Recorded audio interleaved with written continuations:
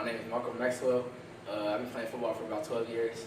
My favorite memory from this season is beating Riverside, and I don't know what college I'm going to go to yet. My name is Juice McClain. I played 7 years. My college is undecided, and my favorite moment from this season is putting the helmet on the stickers at the beginning of the year. My name is Kemonte Gravely. I played football for like 8 years. After high school, I want to get my CDL and travel the country. And my favorite thing of the season when I got my Travis Hunter pick. My name is Ashton Hamilton. I've played for 2 years. I'm still undecided what I'm doing after high school. My favorite memory is scoring my first touchdown this year. My name is Takeem Brown. I played for 5 years. I want to go to college, but I don't know what college I want to go to yet. And my favorite memory is winning the Friday night rivalries trophy. My name is Sean Stotts. I've been playing football since I've been born. Planning on going to Marshall for college, civil engineering. And my favorite moment is probably scoring the first rushing touchdown of the season against Huntington. I'm Ava King. I've played for 2 years. I'm going to WVU. And my favorite memory is getting the extra point in the South Charleston game. My name is Nehemiah Bass. I've been playing for about 8 years.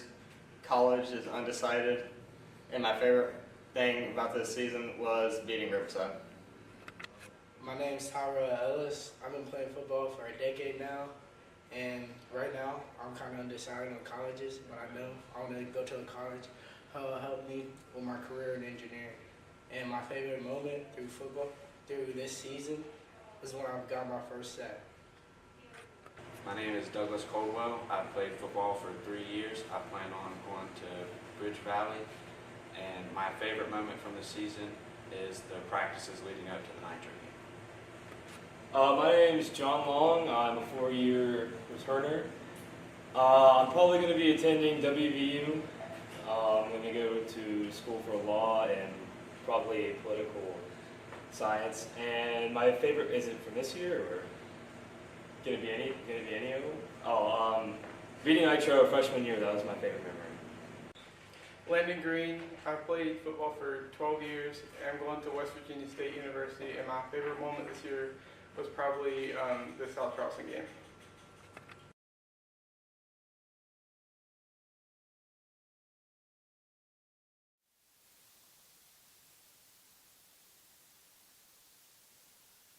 Football season. Live from Crawford Field in St. Albans, it's week 11 of the West Virginia high school season. Tonight, the number 25 St. Albans Red Dragons, with the record of 3-6, host the number 7, 6-3 Spring Valley Timberwolves. Senior night here as 15 seniors just walked. I hope everybody got to hear the seniors just before that talk. They'll be playing in their last game. There's also 2 members of the team that won't be playing that were injured earlier in the season. So, but the 13 that's going to be playing tonight will be their final game as student athletes. Tonight, our producer is Josh Bowman. On our cameras is Lindsey Atkins and Bailey Atkins. Jill Seipel will be on stats, and I'm Mark Seipel, and I'm joined tonight with Elias Gregory once again, the basketball coach of the girls' basketball team.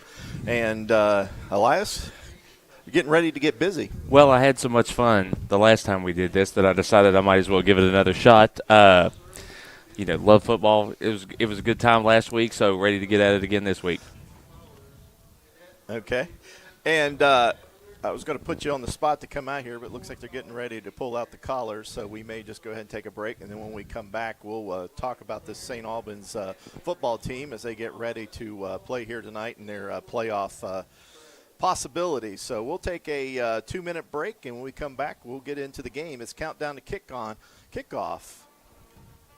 Welcome, folks, to the most mouth-watering showdown on television, the Hangry Games Ultimate Snack-Off, right here at your local Little General store. As the snacks fly and the deli slices, remember, dear viewers, every item they're using can be found at your nearest Little General store, where creativity meets convenience. Keep your appetites brave and your snacks ready. An injury at any age can be a game changer. But with walk-in clinics Monday through Saturday, the Marshall Sports Medicine Institute is ready to get you off the bench and back in the game. Marshall Sports Medicine Institute takes care of the herd Let us take care of you. If you need a lawyer, then you need a lawyer who's in it to win it. You need Hill, Peterson, Carper, B. and Ditzler. We have a track record of winning millions for our clients. At Hill, Peterson, Carper, B. and Ditzler, we're in it to win it. Wendy's has new saucy nugs. And if Wendy's found a way to make their nugs even better, anything is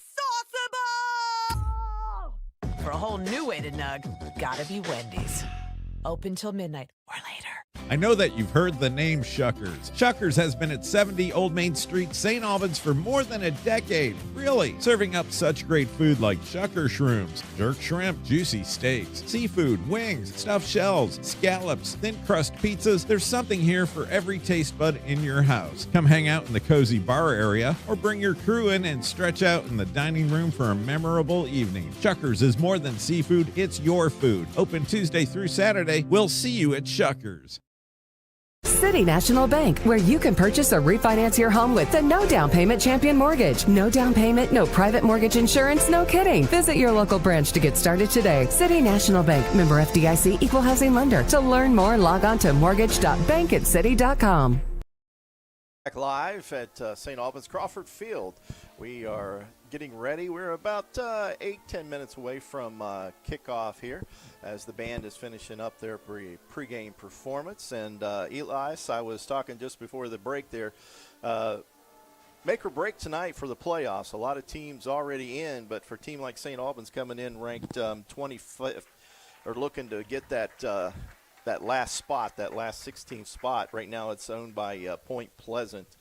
I don't know if you've been following the rankings or anything lately, but AAA is wild, especially with some of the matchups you've got this week with that Green East, I think, who's 18 playing Nitro today. There's some really big games and some really big points on the table. I think that obviously when they went through reclassification, I think there were a lot of people who thought Spring Valley had a real chance to win and make some noise in AAA this year.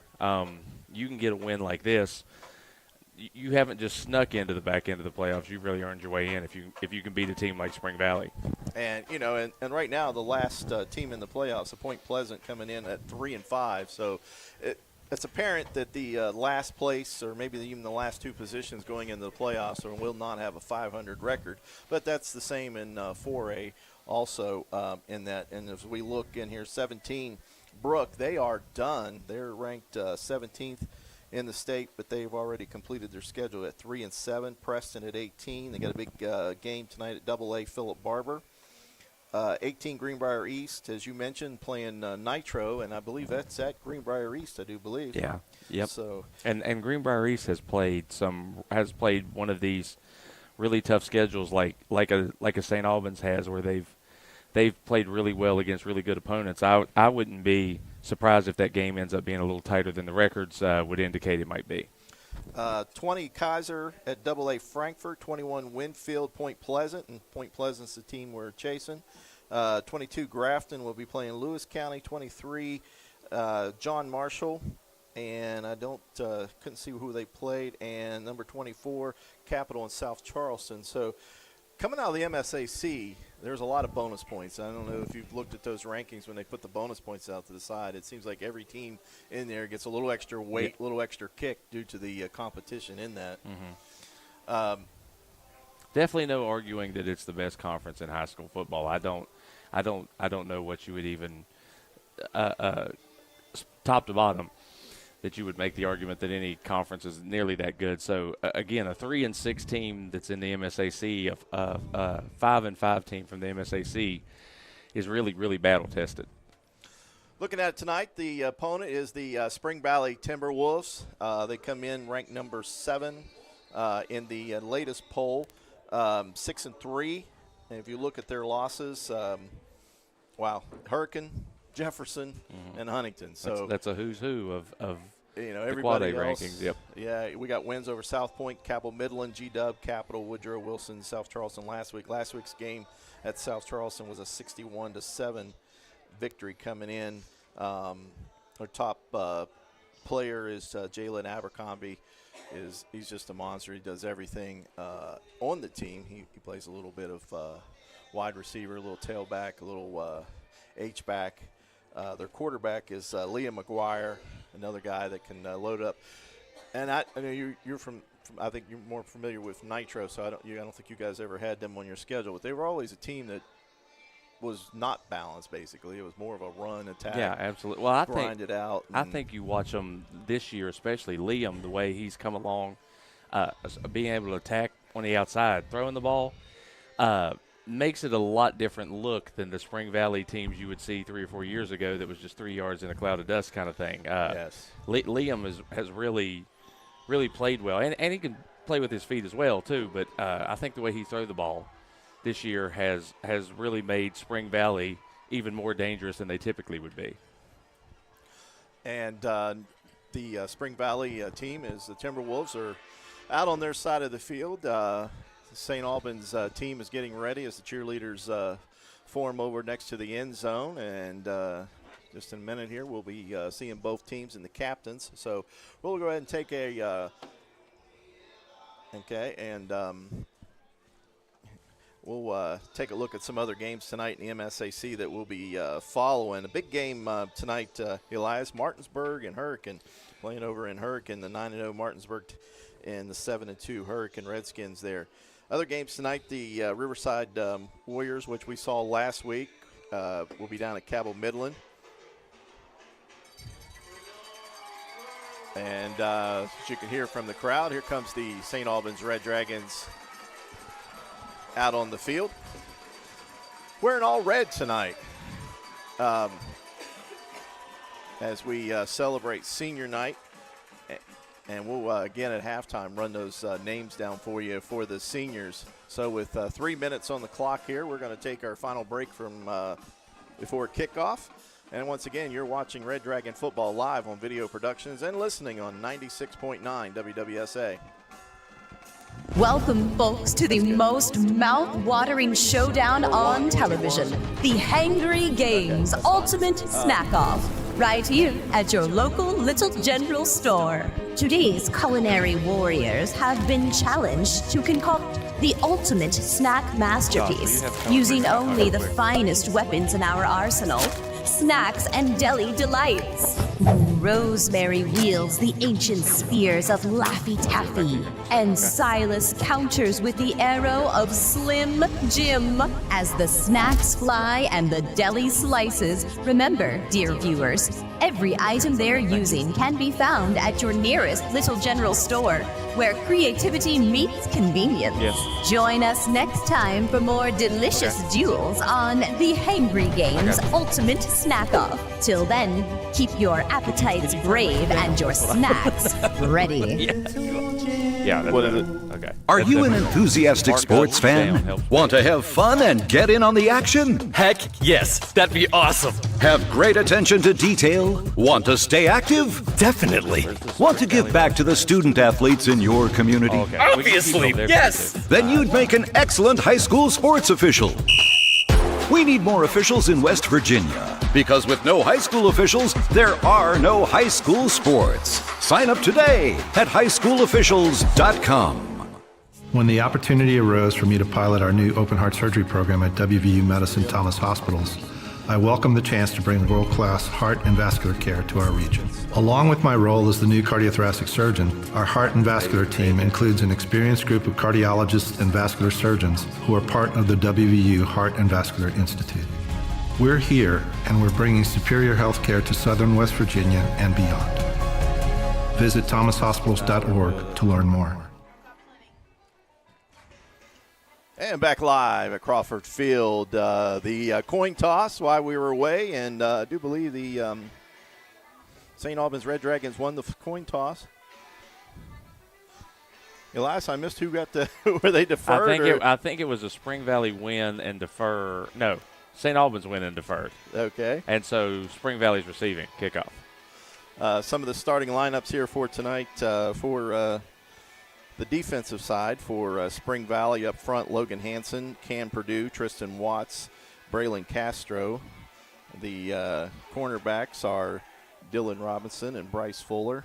The safeties, Julian Abercrombie and Garrett Wagner. Linebackers, Bree Booth, Boo Christopher, and Logan Harris.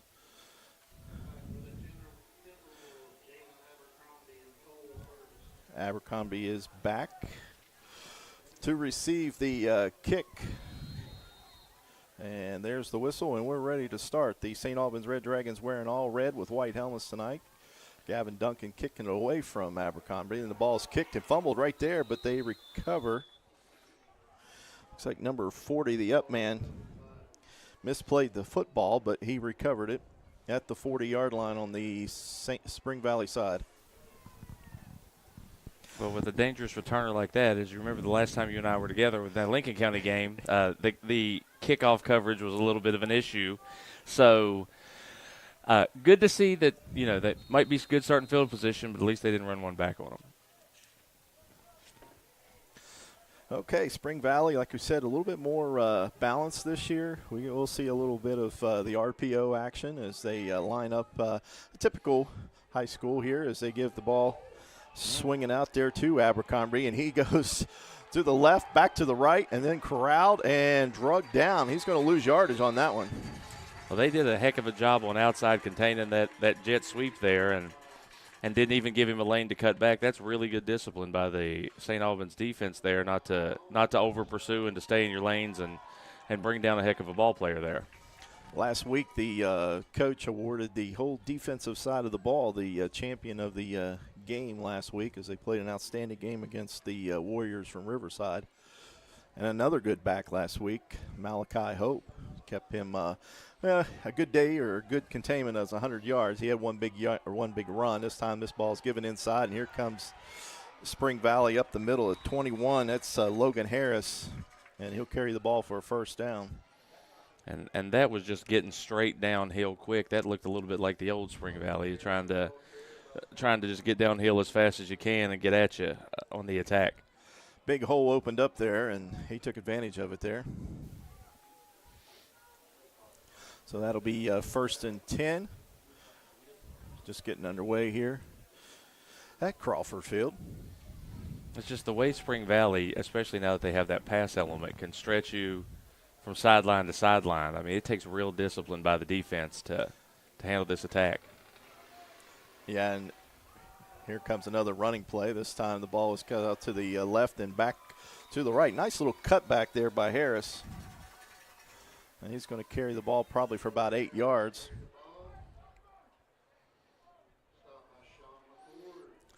McCord with the stop on that for St. Albans. And they're marking it a 7-yard gain. So 2nd and 3.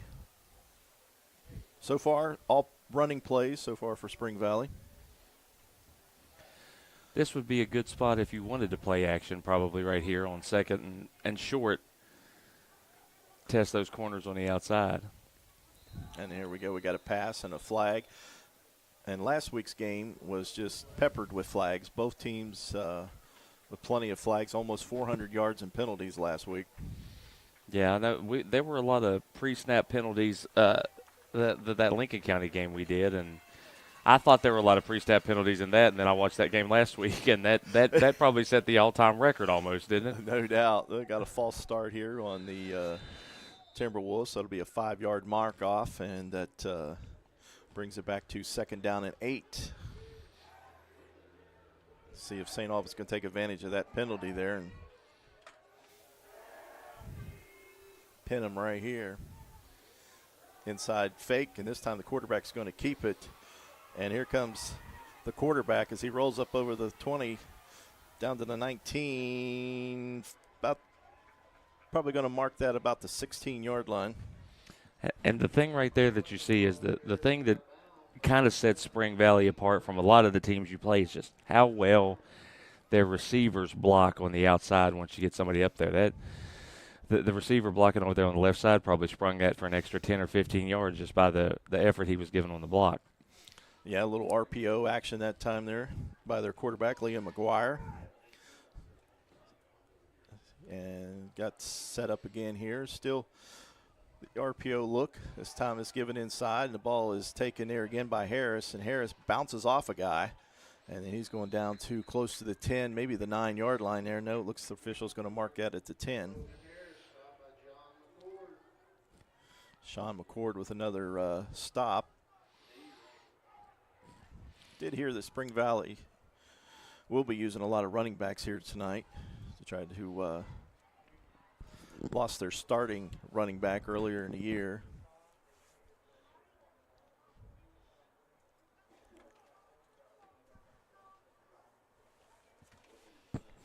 Well, you're in here in the red zone where they've had a lot of success here the last couple weeks.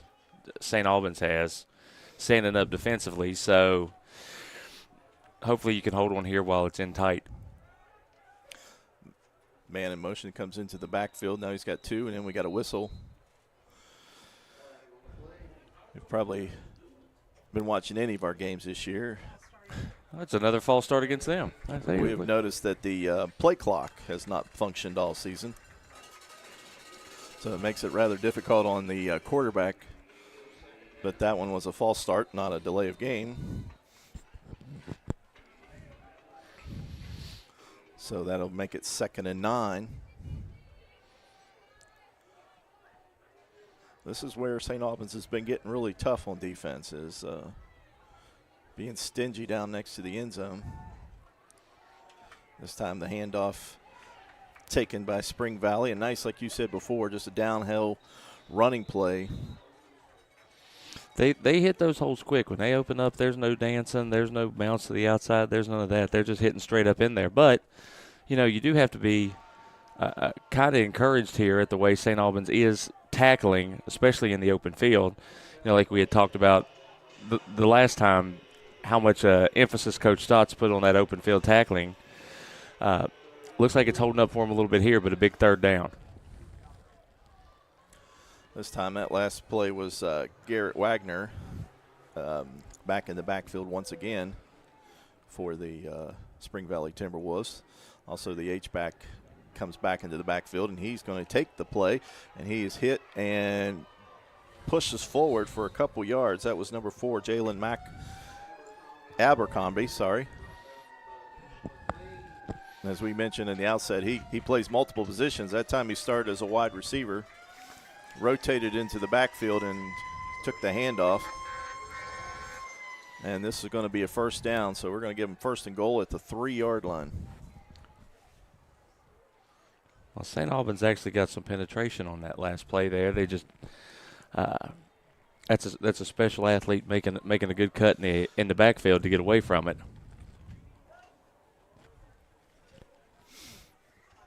And this time a pass play, and it's going to go for a touchdown. This time a little fake handoff on the inside, a little play action. And the completed pass across the middle for the touchdown. I couldn't see the numbers in this corner here. That's hard for us to see. Number 7, it looks like, Cole Ferguson makes the reception, and 6 points.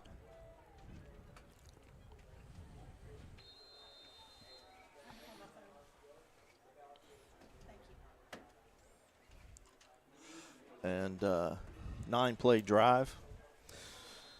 Just the one pass. The extra point is good, and so it's 7-0 Spring Valley. And we'll take this break. You're watching Red Dragon Football live on video production and listening on 96.9 WWSA. I know that you've heard the name Shuckers. Shuckers has been at 70 Old Main Street, St. Albans for more than a decade. Really, serving up such great food like Shucker shrooms, jerk shrimp, juicy steaks, seafood, wings, stuffed shells, scallops, thin crust pizzas. There's something here for every taste bud in your house. Come hang out in the cozy bar area or bring your crew in and stretch out in the dining room for a memorable evening. Shuckers is more than seafood, it's your food. Open Tuesday through Saturday. We'll see you at Shuckers. Back live at Crawford Field, the first possession of the night for the Spring Valley Timberwolves is successful for 7 points. Now Spring Valley to kick off to the Red Dragons. Kick is up, back to get it is Sean McCord. I'm sorry, not Sean McCord, that's Deuce McLean. As he gets the ball at the 20, stood up and goes down about the 21-22 yard line there. So the Red Dragons get their first possession of the night. Now the Red Dragons all season, Elias, has started slow. It seems like second half has been their go-to. So let's see if they can get some energy here to maybe to I think, a good chance to make a good drive, and even if you don't get points, at least consume some time.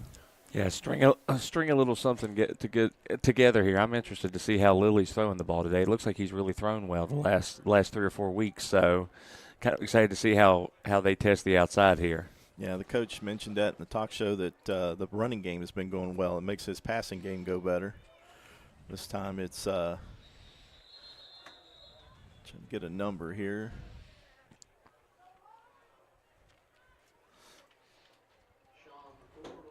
Sean McCord with the carry. He's going to get about a yard, or maybe he lost a yard on. No, they're giving him a yard on that.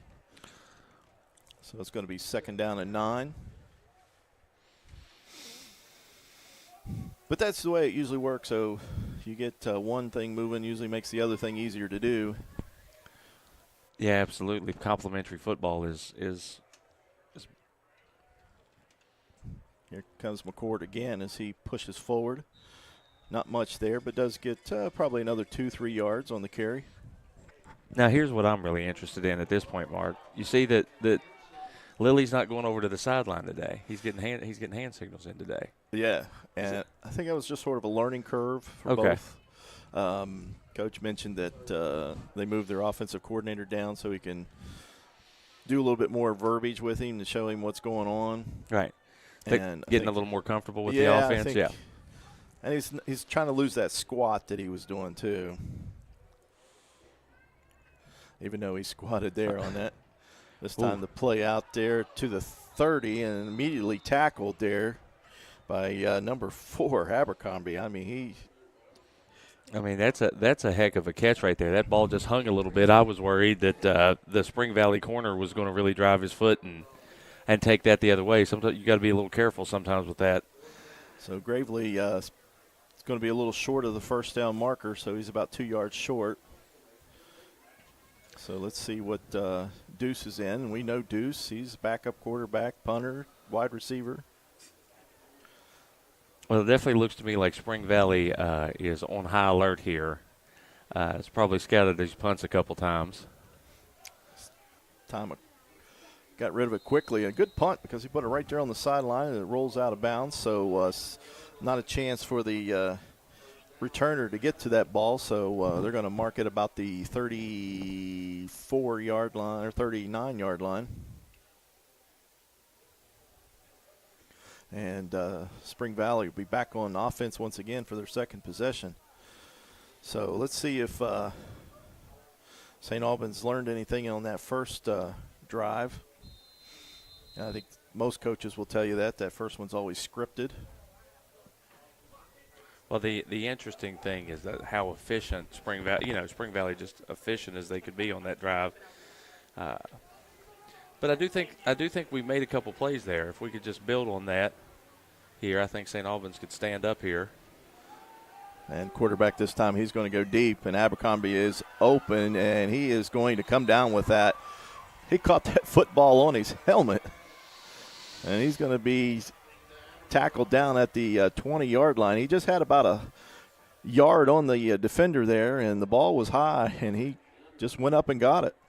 And that's the thing that if you're an old school Spring Valley watcher that you're not used to seeing, somebody just go straight up the seam like that and then be able to challenge you down the field the way they can.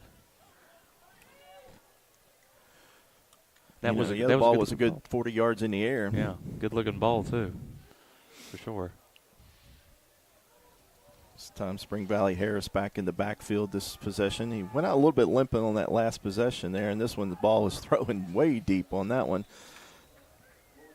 Yeah, I think we got a flag. It looked like that there was something a little weird going on in that play there.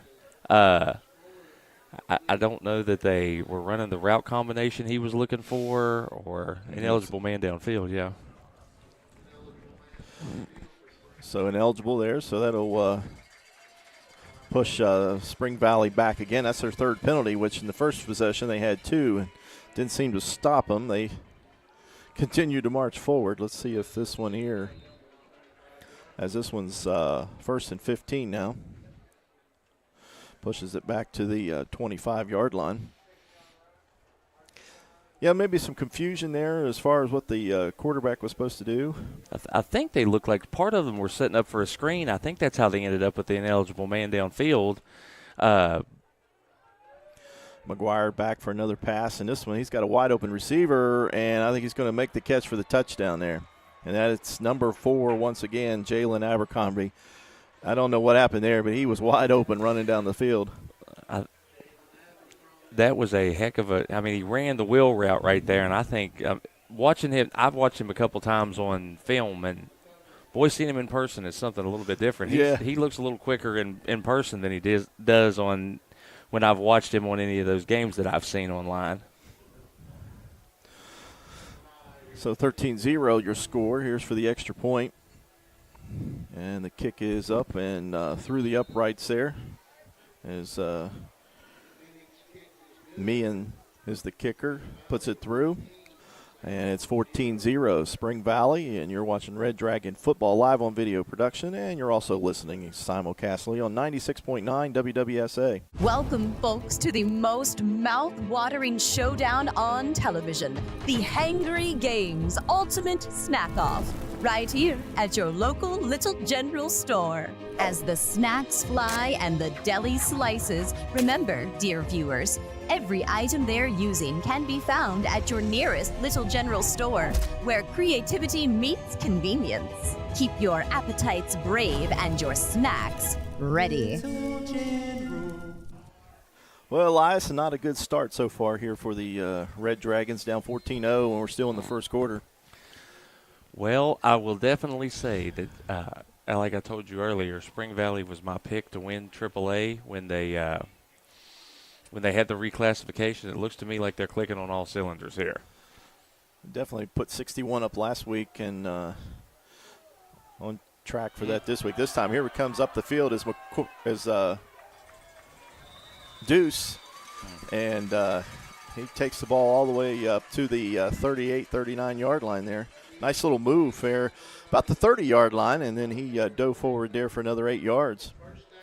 And right here, if you could just string a couple first downs together, I think that you would, especially, the way you talk about they always start slow. If you could just string together a couple first downs here, I think that would go a long way for Coach Stott's crew to get some confidence here.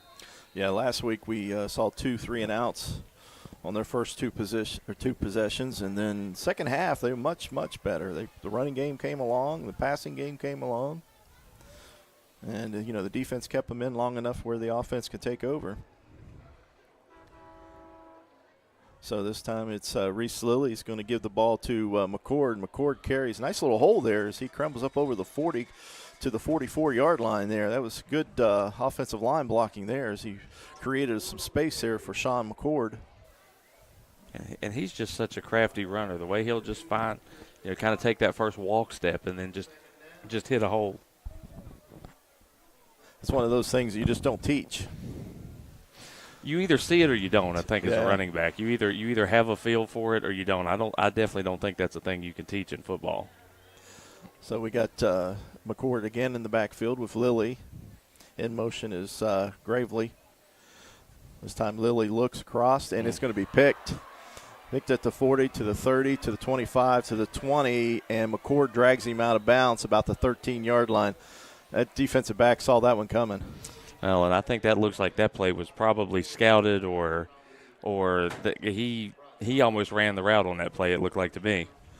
And there's that man again, is Abercrombie, and he's just quick. And it looks closing speed on that one. Yeah, definitely looks like he has a nose for the ball and he's quite the football player for sure. So now St. Albans Red Dragons are in jeopardy of going down another score here. Quarterback McGuire. Is he going to give the handoff to Harris? Harris gets a couple before he's stood up there, and he's still fighting for yardage, but the whistle is blown and the play is over. He didn't want to go down.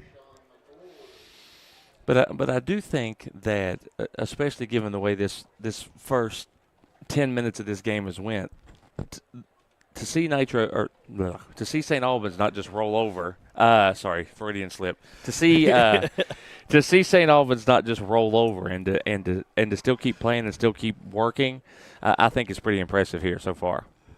Especially when you're playing a team like Spring Valley is. 4 wide receivers out for the Spring Valley. And here comes the pass. McGuire steps up in the pocket as he gets pressure, and he's going to go down. Nice pressure in there by St. Albans. Looks like 52, Tyrell Ellis. And I do believe he leads the MSAC in sacks. That might be his 10th on the season.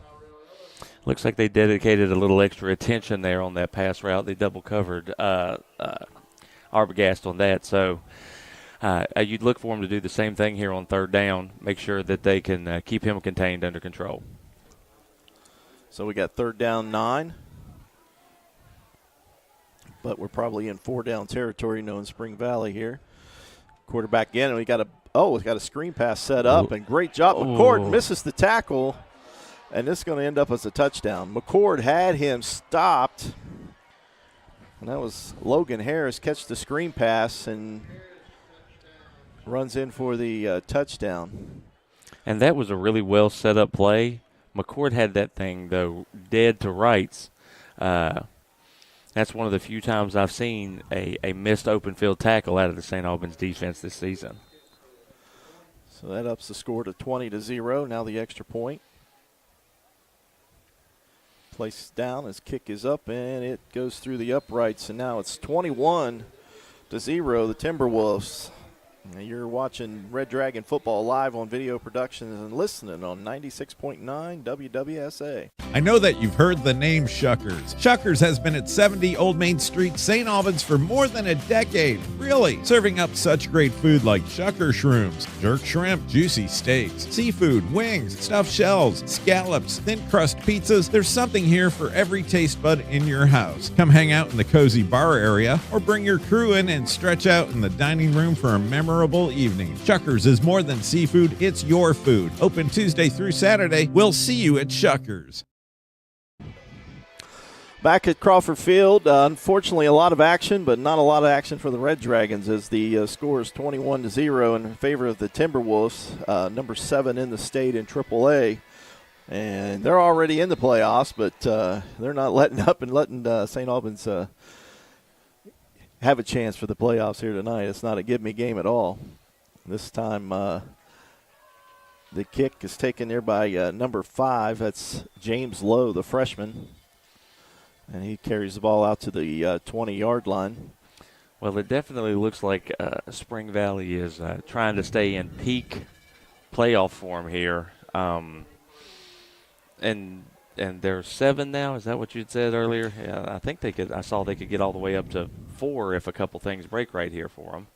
So, they're definitely not going to take their foot off the gas or take anybody lightly with this group. Yeah, it'd be nice, for them to get up to that 4 spot and get a couple home games. I think that's what it brews down to when you get down to these late games and you're in the playoffs. Is build for those home field advantage. Well, especially with the way AAA is set up this year, with there's so many real, actual, legitimate contenders in AAA this year. The more home games you can get, the better, for sure. McLean, the quarterback there for St. Albans now. Reese Lilly on the sidelines. And he hands the ball off to McCord for about a 2-yard gain. And they are getting a little movement up front on that Spring Valley defensive front. I've been impressed. I don't think we have a single tackle in the backfield yet, do we? No, everything's been positive here tonight so far for the Red Dragons as far as the running game is gone. And then that last INT put a damper on that passing average for Lilly as he had a couple passes already in the game. Let's see what McLean does. He's got his H-back Stotts gravely in motion as he comes across. And handoff again. Here comes McCord. McCord breaks the tackle up over the 30, over the 35, gets a first down, and gets close to the 38-yard line. And I'm telling you, that St. Albans offensive line has done, from the first time I've seen them this year to now, has really done a really good job of improving up front and getting better on that offensive line. Yeah, and they've lost their best offensive lineman in the first game, at Gaither. He was their projected best offensive lineman, and he's been out all season. So they've kind of grown to be what they are, because most of them are playing two ways. And that's the whistle for the first quarter as it comes to an end.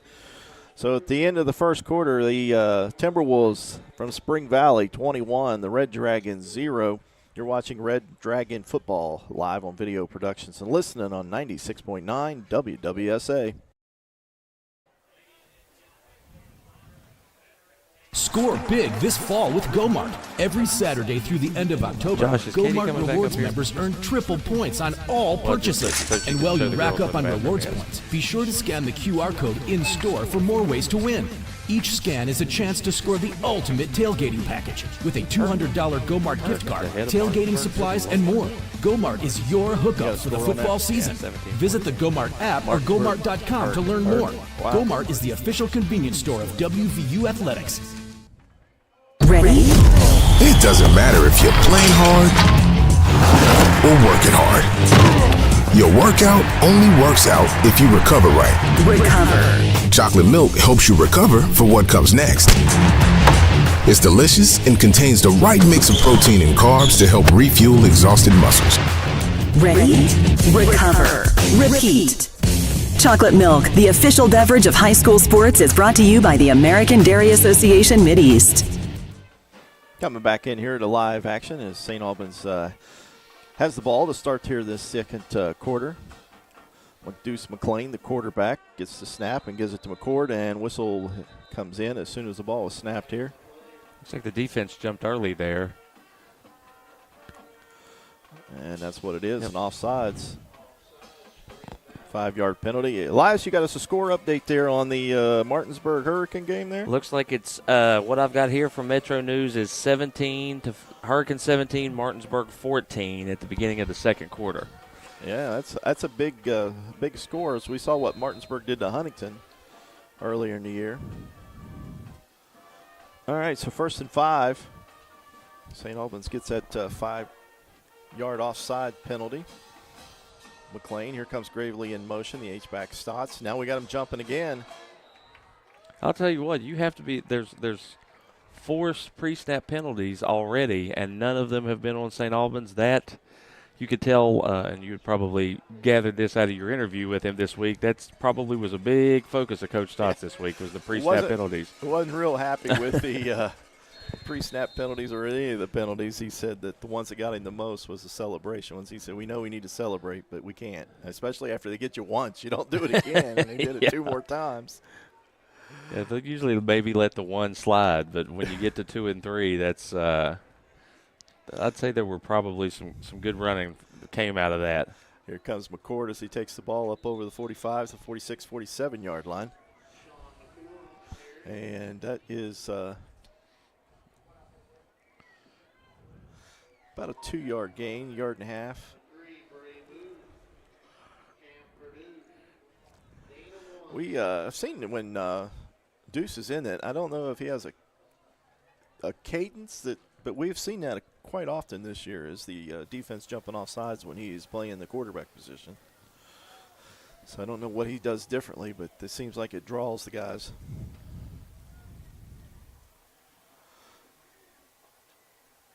He almost got see him it again. It's time. It's a fake to McCord, and Deuce keeps it up over the 50. Tackle from behind as he crosses the 40, and he goes down to the 35-yard line there. Nice little RPO action there by Deuce McLean. Well, and as I gave Spring Valley's receivers credit for blocking earlier and springing an extra 10 or 15 yards, Hamilton right there had a really good block on the edge to probably make that thing go an extra 8 or 9 yards right there.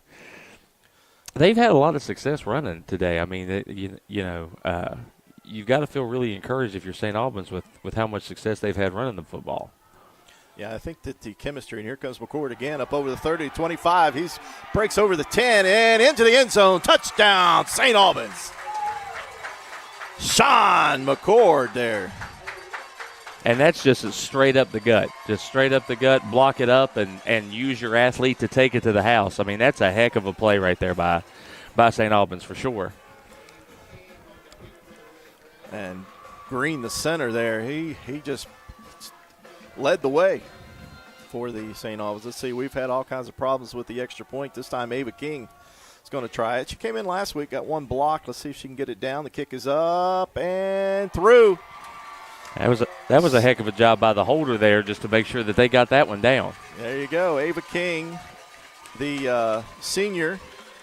She also plays on the soccer team for St. Albans girls. Kicks the ball through. And score 21-7 now. Let's see if this turns the momentum over to St. Albans. You're watching Red Dragon football live on video production and listening on 96.9 WW. Welcome, folks, to the most mouth-watering showdown on television, the Hangry Games Ultimate Snack-Off, right here at your local Little General store. As the snacks fly and the deli slices, remember, dear viewers, every item they're using can be found at your nearest Little General store, where creativity meets convenience. Keep your appetites brave and your snacks ready. Back as St. Albans prepares to kick off. This will be Gavin Duncan. The opening kickoff of the game. He kicked the ball away from number 4. Let's see what he does here as he kicks it this time straight up the middle. This time it's taken there by number 7 there for Spring Valley as he brings the ball almost back to the 50-yard line there. That's Cole Ferguson. And that was the definition of a shoestring tackle there. If he didn't get a hold of his foot right there, they're kicking an extra point right now. Seems to have been a problem so far this season. We've seen it, one from the Lincoln County team bring it back, but there's been a lot of chances. I think Hurricane Navy had one, and a couple other teams had some good returns. So something to build on for next season. And I think a lot of that comes from numbers and kids having to play both ways and stuff. You try to give kids breaks on special teams, and every now and then it comes to get you. This time a little pass out to the wide receiver as he breaks up over the 30. Nice little spin as he goes down. Fumble on the field. Whew. That would have been a big time play there coming off of that touchdown. Bryce Fuller takes a little screen pass at the line of scrimmage. Did a little spin move there at the 30 and got hit, and the ball came loose. But Spring Valley was able to get back on it.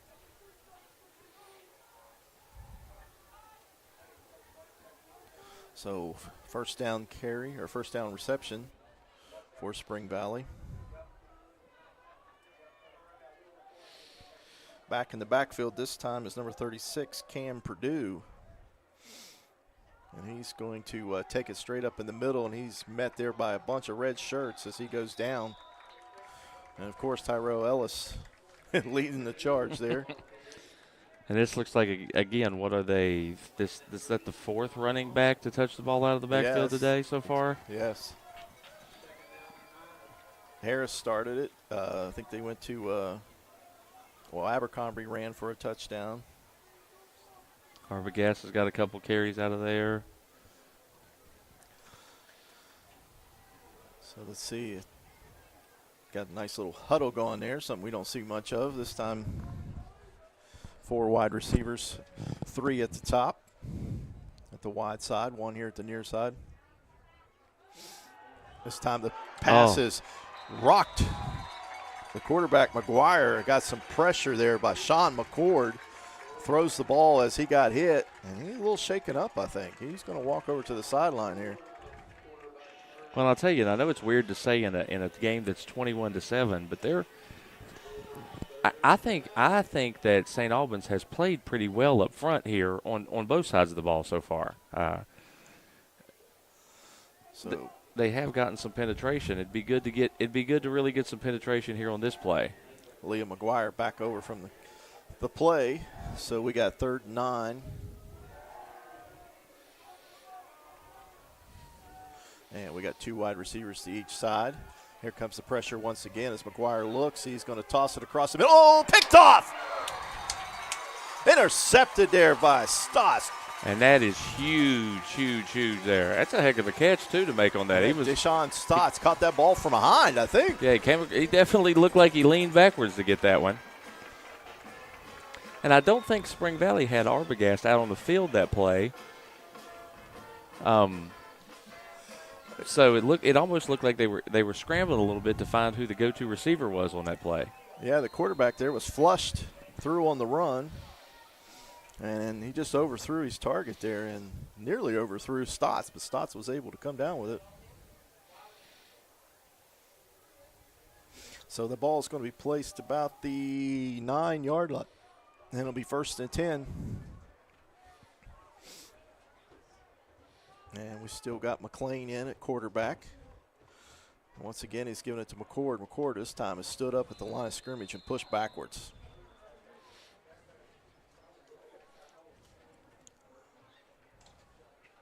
And here on this drive, you definitely like to best case scenario you'd like to score, but you definitely like to get a couple first downs here to get you out of your own end zone, so you're not playing that field position game.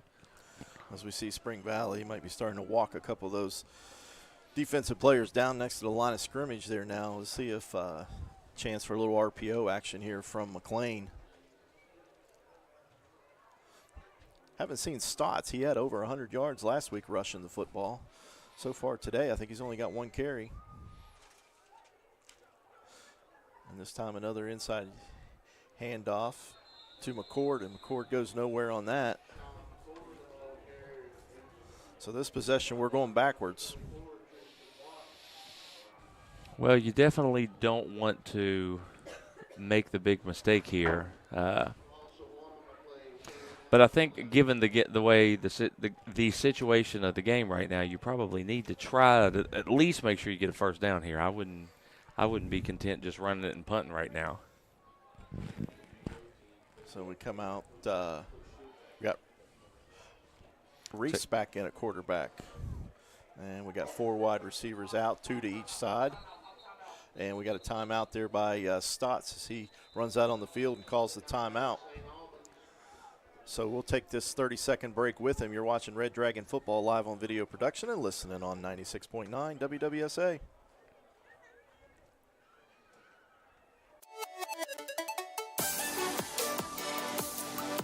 Go tuition free with the West Virginia Invests grant program.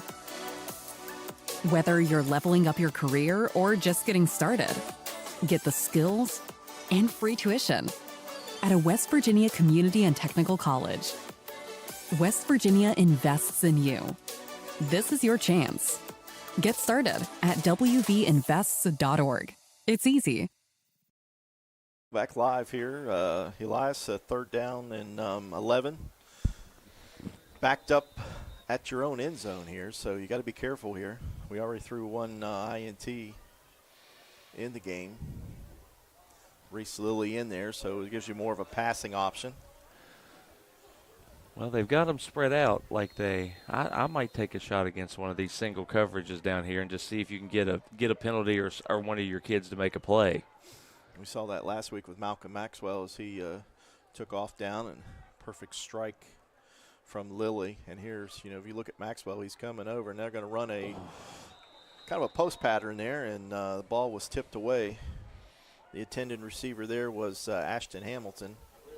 Well, I like the route there, and I like the pass. I think, did Spring Valley get a tip on that, or? I think they got their hand on it. Yeah.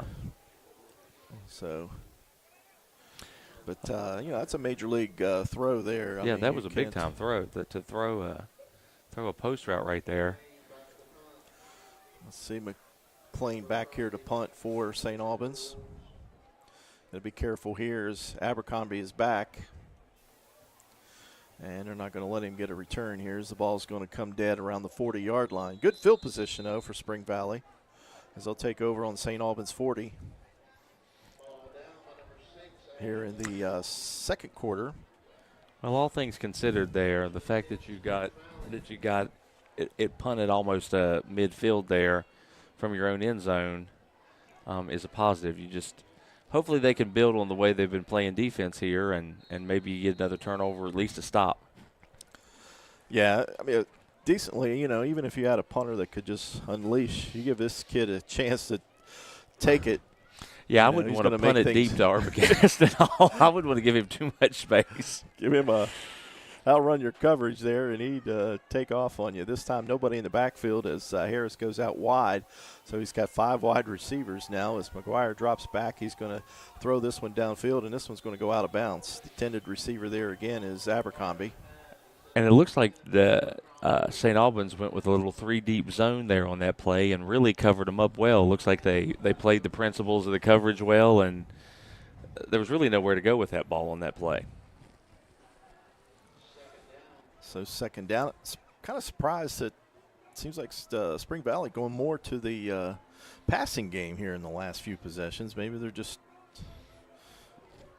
you get that score, maybe trying different things, but they were, the running game was working so well. This time Harris does get the handoff, and he's hit, but he keeps his feet and keeps going up over the 45-35 down to about the 31-yard line.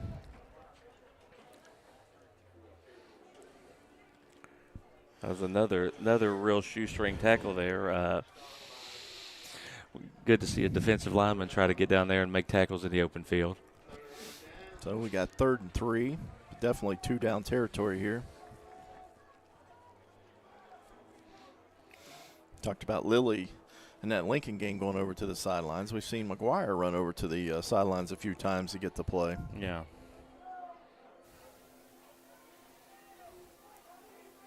Harris in the backfield with him. 3 wide receivers. Giving it to Harris. Harris takes a step back, and he's going to be lost. Dropped for a loss. I mean, that's a heck of – I mean, there's 3 people back there in that backfield. There was almost no way you could have got out of that. And led once again by Terrell Ellis. Coach said last night in the talk show if he was about 4 inches taller, he'd be a D1 player for sure. I think so. He pops up all over the place, that's for sure. Whenever I've seen them play, he's something else. How tall is he actually? Do you know? I think he's only about 5'5". Lord, I'm telling you, he's got some good leverage and some good speed and work ethic on him. This time McGuire takes the snap. He's going to roll out. He's going to keep, and he's going to get tackled from behind. And I don't think he got the first down. And then again, there's Tyrell Ellis. And he got double teamed on that play, held on that play. Look at his shoulder pad, and still gets down there and makes the play. Did they give him the first down? I'm trying to look to see where they're going. Nope, he didn't get it. So this ball is going to be turned over to the Red Dragons. Heck of a defensive stop there by the Red Dragons. I believe that was the Tyrell Ellis drive for sure on defense. Did he make all 3 of the tackles on that drive? Yeah, I think he did. Coach said he had him in midget league football, and he said he used to call him Ironhead because he'd take his head and just smash people with it. So here we go again. Back to Deuce McClain at quarterback. And he's going to keep the ball on the RPO. A little fake handoff there to McCord, and it didn't fool anybody as he's going to be hit behind the line of scrimmage there. And I think, as you pointed out earlier, that when they are going to that all running backfield, when they take Lilly out at quarterback, they've just started to bring the safeties down, and they're just coming downhill on them every time right now. So we got loss of about 3 yards, so that's going to bring up 2nd down and 13. And now we got Lilly back in the game. Stott's coming over to the sideline, so I guess McClain will go out wide and be the wide receiver. And they got him in the slot. 3 wide down here to the far side, 1 to the near. And handoff, here comes McCord again. Oh, he's met there at the line of scrimmage and goes down. Let's see if we got a flag. The way he went down looked like it was awkwardly, like he had the helmet or something there. We got an injured player on the field.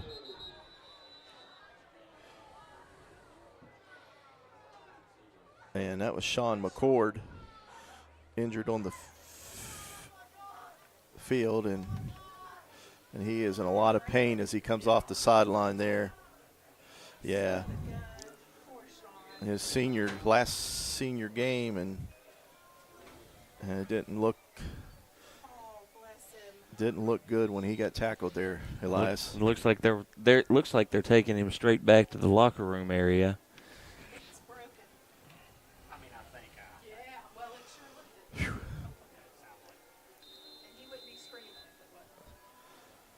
Whew. Okay, we're back to live action here. 3rd and 12.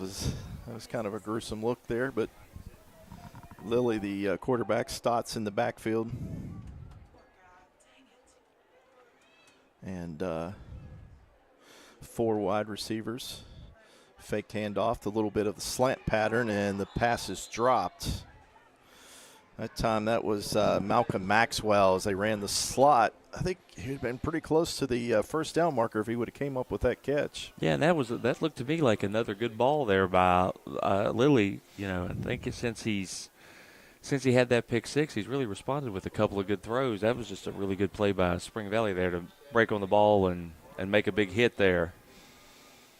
So that brings up 4th and 12, and it brings Deuce back in to punt the football.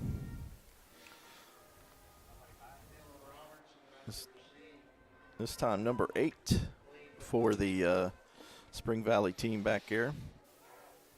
Robinson, and he's good punt this time as the ball's going to get a good roll. It's going to go down to about the 38-yard line of Spring Valley. And the defense has played really well here, so if you can get another stop here, get yourself the ball back before halftime, you know, you've got a real chance to at least make it interesting here. Yeah, it'd be nice, you know, run out this clock, 4 minutes, put some points on the board, and get the ball to start the second half.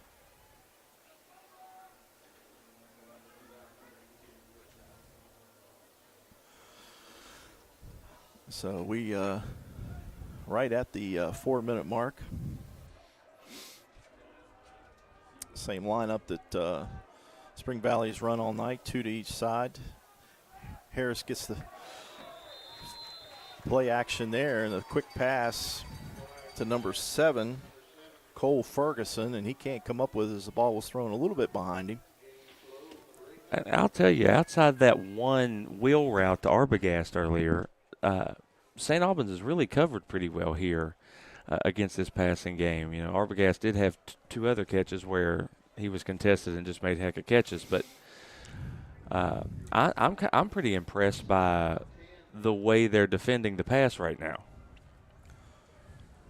Other than that long one to Abercrombie there, it's been pretty solid. This time 3 wide receivers to the top, 1 to the bottom, and here's another long pass downfield, and the ball is nearly picked off there by Deuce, but we got a penalty marker down in the backfield. Let's see if we got a holding here maybe.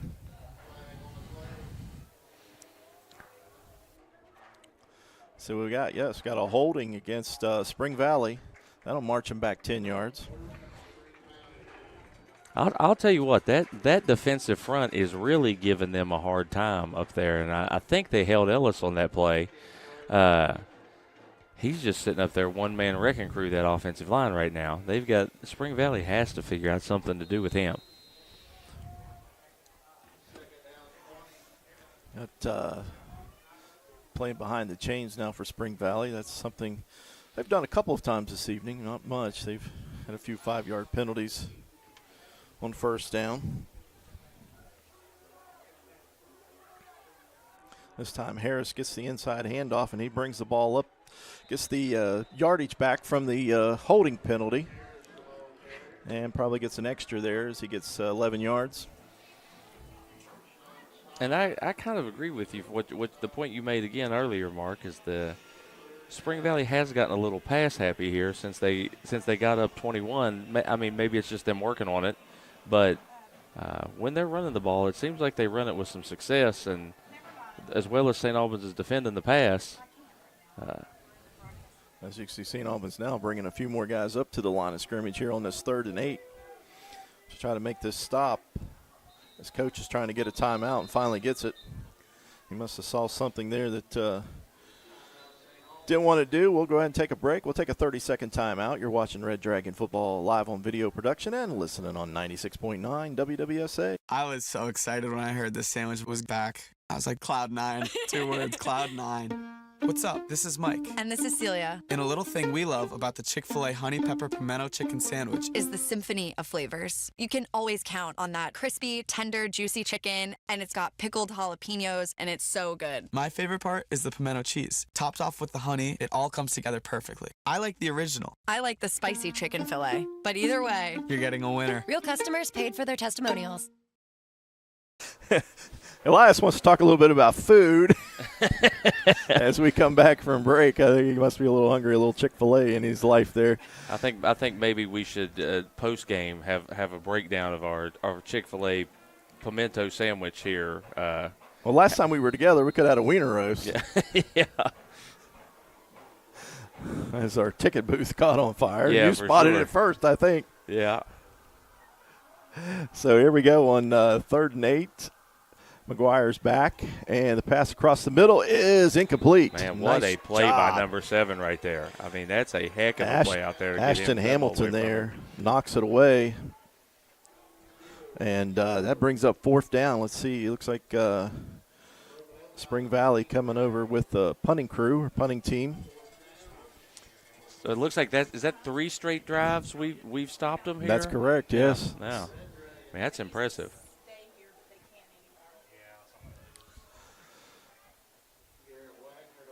So we got a punter out the first time tonight. We've seen the Spring Valley punter. And Spring Valley's going to call timeout to talk about it. So we'll take a 30-second break with him. You're watching Red Dragon Football live on Video Productions and listening on 96.9 WWSA. There's 2 incomplete passes. What happened to get the 3rd down?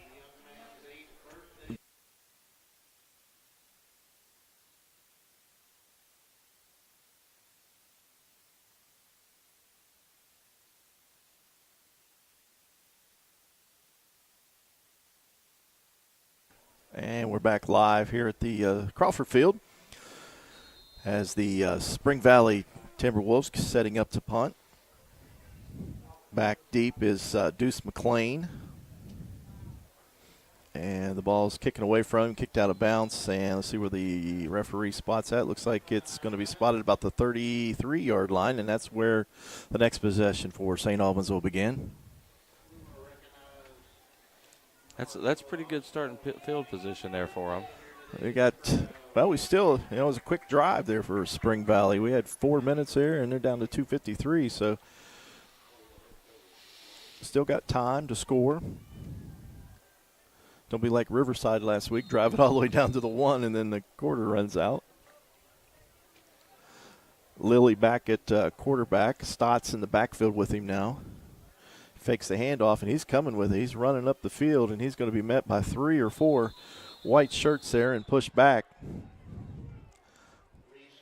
I almost wonder if that was that looked like a little bit of a miscommunication on the handoff there. I think Lilly maybe got too far down on his snap crouch, and him and Stotts had a little mistiming there. Yeah, because you don't think, which I haven't seen any plays directed for Lilly to run the ball.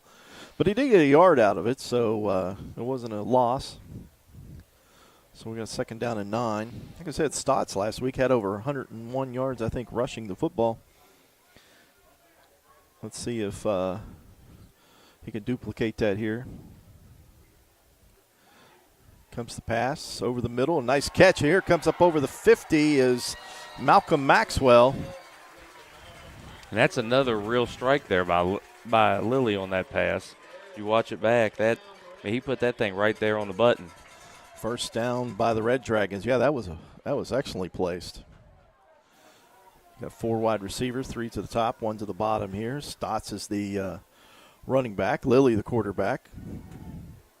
Pass rush is on. This time Lilly gets it off, and it's going to be caught, drug out of bounds. Number 6, Ashton Hamilton makes a great catch. I mean, that's a heck of a throw right there by Lilly. Look at that, just straight up the side. That's placed in the perfect spot. Bryce Fuller brings him down. He had a step on Bryce, and I'm telling you, Reese Lilly right now is in the groove. And if I'm St. Albans, I'm probably not getting in too big a hurry here. I might use a little bit of this. Get a few runs in here. Yeah. Let's see if 3 to the top again, 1 to the bottom here with Stotts still in the backfield. And here comes that inside handoff to Stotts. Stotts carries it, and he's going to go into the end zone for a touchdown. St. Albans. From the 9-yard line, Stotts got hit at the line of scrimmage, busted through that, and then straight into the end zone. And we got ourselves a football game. I'll tell you what, to have seen what happened in the first 3 drives to end up where we are right now, still in the first half. And here comes the kicker, Ava King, once again. Kick is up, and it's through the uprights. And that's 14 unanswered for St. Albans here. We were looking for building blocks earlier, and here we are right back in a football game. So we got a 7-point game. Okay. And we'll stay right here. We'll talk a little bit about coming up here at halftime. But the St. Albans Red Dragons have pulled within 7 points. We still have a 1:38 to go here in the first half. Well, and they've responded. Well, I'll tell you the thing here, and I saw this in the Lincoln County game as well. And I give the line credit for the way they've come along, but Reese will have a bad play or he'll have a bad couple plays. He had that pick 6 earlier. And to come back and respond the way he's responded with just strike after strike, even if they haven't been completed passes, he's thrown 6 or 7 strikes in a row here. Yeah. After that pick 6 earlier. Yeah, and probably a couple of them were dropped that probably could have been completed. This time Gavin Duncan to kick off as he's going to push it up to the up man, which is Abercrombie. Here he comes up over the 40 to the 50, down to the 45 to the 40, and he's still on his feet, down to the 35 to the 30. And only Maxwell can catch him here at the 10, and he's not going to do it as he's going to return that one for 6. So that momentum quickly erased. Let's maybe see a yellow flag anywhere, Elias. It looks like the white hat is back here talking about something. I don't see a flag, but they're back here having a little discussion back at midfield. We do have a flag back here at the 30-yard line. It looked like there might have been a hold. Well, this would be a break for St. Albans if this is going to be called back. Boy, big time. I mean, that's massive. And we do. We have a holding on the Spring Valley Timberwolves there. Wow, what a break. That was 6 points going to be erased, and that ball's going to be marched back to the 20-yard line. Well, I will say that even though that we had the hold, you got to see Arbogast again, and that's probably him in all his splendor right there on that play, isn't it? I believe I'd have seen that one, and we'd be kicking the ball out of bounds the rest of the game. Oh, yeah, well, they tried to pooch it there, I think, and he snuck up there on him, which he's probably done a few times this year because I'm sure not too many people's tried to kick it to him. This time with 4 wide receivers. As McGuire drops back, he's going to shoot this one out, and the ball's going to be dropped. Number 12, P.P. Page, Day Page, drops the football there. I'll tell you what, they just look. I will say this for Spring Valley offensively, and Arbogast is out here after that long return, but when he's not in there in the passing game, they do look a little off kilter, a little offset. All right, same setup with 3 wide receivers down here on the left side, one at the top, one running back. This time is going to be given to the running back, Harris, as he comes up over the 30 to the 35 and drug down at the 40. So he got a first down carry, another nice run there by Harris. As, like I said, we've seen that all night, that running game. It seems like Spring Valley still wants to go with that 50-50. Quick snap, thrown out down the line of scrimmage to the pass, and here comes Spring Valley to the 40. And out there was Cole Ferguson. So he caught that little screen down the line of scrimmage there.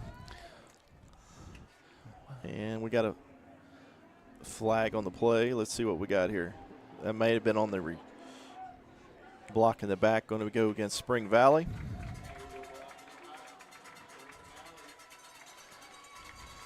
So I think this will probably be a spot foul.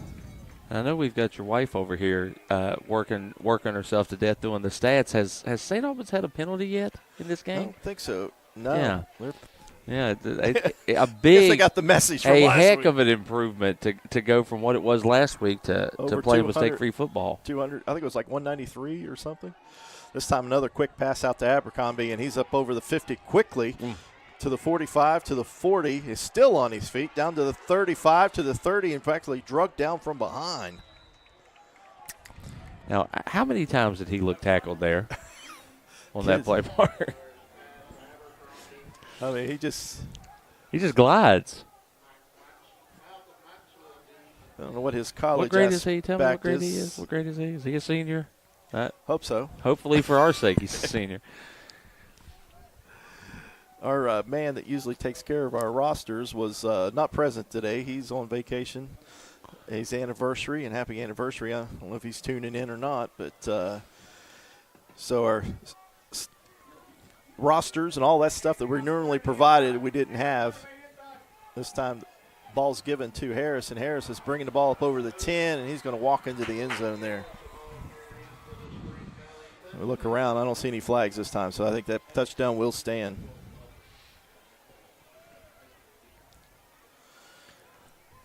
And that's basically 3 big plays that got that drive there. 2 good runs from Harris and Arbogast on a big play there.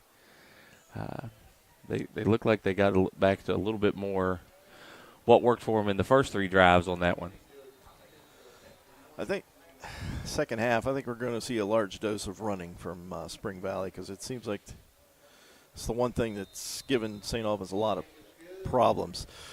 Well, with 25 seconds left, the score is 28-14 now, so we'll take this break, and we'll come back here for the last 25 seconds. You're watching Red Dragon Football live on Video Productions and listening on 96.9 WWSA. Welcome, folks, to the most mouth-watering showdown on television, the Hangry Games Ultimate Snack-Off, right here at your local Little General store.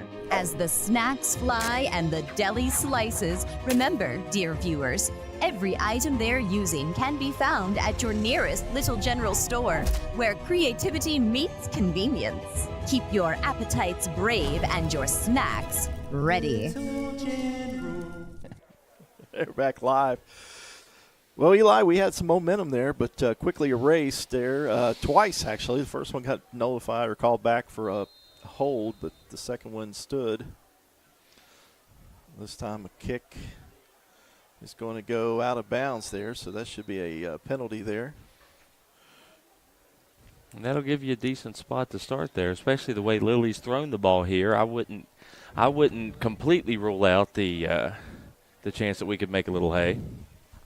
Let's see how Coach Stotts wants to play it since they have the ball coming out of the locker room.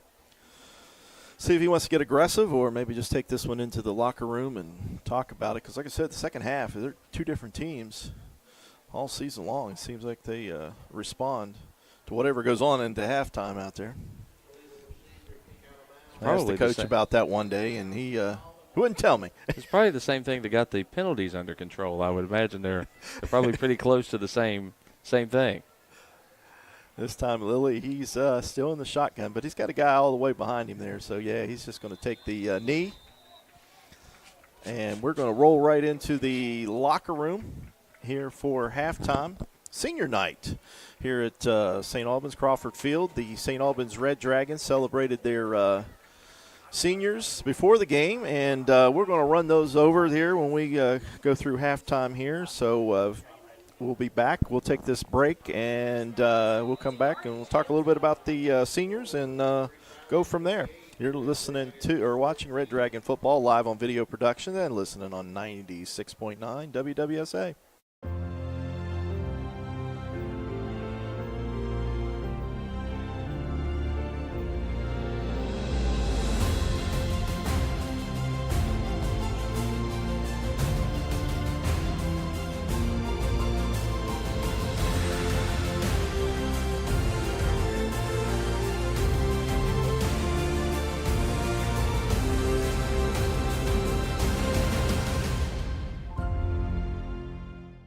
West Virginia's largest restoration company is now in the heart of the Mountain State. With a location in Charleston, joining our branches in Wheeling, Morgantown, and Pittsburgh, we'll be there to help when you need it most.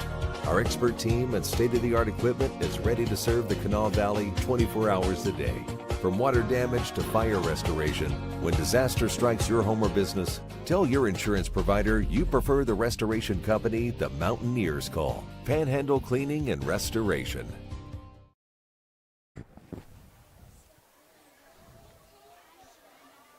Countdown to kickoff continues, sponsored by Tays Physical Therapy Center, located in 2 locations in Tays Valley and St. Albans. Get back in the game with Tays Physical Therapy Center. And we're back, Jason, with our medical minute. Jason, this year our team has sustained 4 ACLs and leg injuries this year. Yeah. Maybe you could walk through it on some of the reasons why that may happen and how you diagnose it as far as the trainer. So the mechanism of injury, most ACL injuries are essentially like a plant and then a twist at the knee. So you kind of have what's called a valgus collapse within the knee itself and then a rotation. And that anterior cruciate ligament gets stretched and just kind of shears and tears. There are contact ACL injuries too that are kind of like from behind. Like if you remember like Tom Brady when he tore his, he kind of got like hit from behind. And then you had that kind of valgus collapse that way. Those are the 2 typical mechanisms of injury. As far as diagnosis, there's a few special tests we can do kind of right on the field. And what I'm looking for is any what's called translation of that knee coming forward with either like a Lockman's test or like an anterior drawer, something like that. Okay. So a player gets hurt, road to recovery? So the typical kind of road to recovery is, what the next steps are after, it happening on the field will be getting them over to see our team doctor. Our team doc is Dr. Lavender, and, we have a great relationship with him. And, essentially getting the next imaging, X-ray, MRI to kind of diagnose and confirm. And typically it's a surgical intervention is needed to kind of fix that problem. So we're talking, anywhere from, 4 to 9 months recovery to full back to sport. What about prevention? Is there any type of braces a player can get to prevent any type of leg injury like that? Yeah, there are some braces. I'm sure you all have probably seen the NFL guys that have the big custom braces on, but those are pretty expensive. There are some other braces that are similar to that are cheaper. There are a few programs though that are out there that help with ACL prevention. If you all research I believe it's the FIFA 11 Pro or FIFA 11 Plus, it actually goes through a list of exercises that help with ACL prevention. Oh, interesting. So, great job, Jason. Thanks for helping us out this season with the Medical Minute, and we hope to have you back next year, and we'll continue learning more about the body, especially with the football players. Yeah. And thanks to Jason, and we'll get back to football.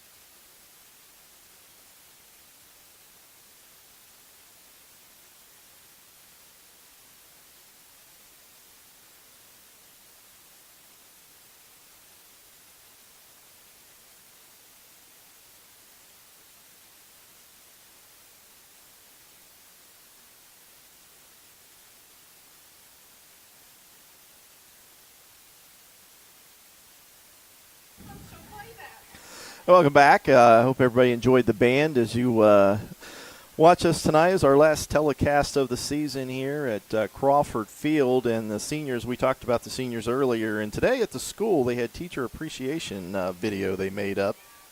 The seniors gave their jersey to a teacher that influenced them while they were there or a student at the high school, and they made a video of it, and they wanted us to share that this evening. So we'll take a few minutes here and watch the video with you. Yeah, so we're giving out our jerseys to teachers that have the most influence. Evo, are Yeah. you serious? Yeah. Oh. So just keep this and I'll get it back. When do I, at the end of the day? Yeah. Thank you. Thank you are you. so sweet, oh my gosh. This is so sweet. You just made my day. Thank you. Thank you. Oh yeah, we gotta get a picture. Okay.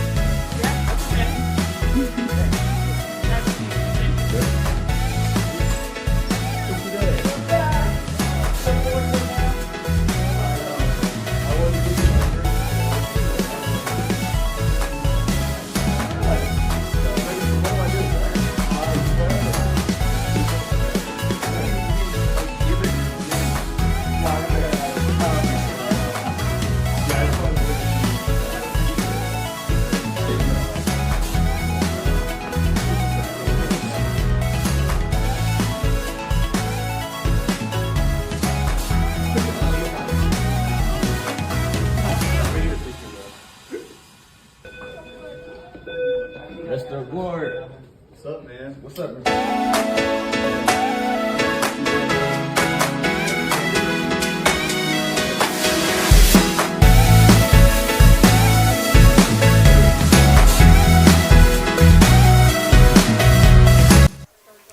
Hey, welcome back. I hope everybody enjoyed that. That was very nice of the students to do that.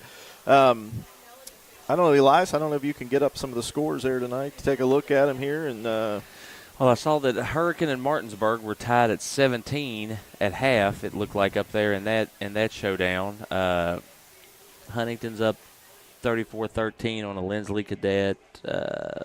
MSAC Woodrow Wilson up 7-0 at halftime on GW. Oh, that's a big game there. Cabell Midland up 28.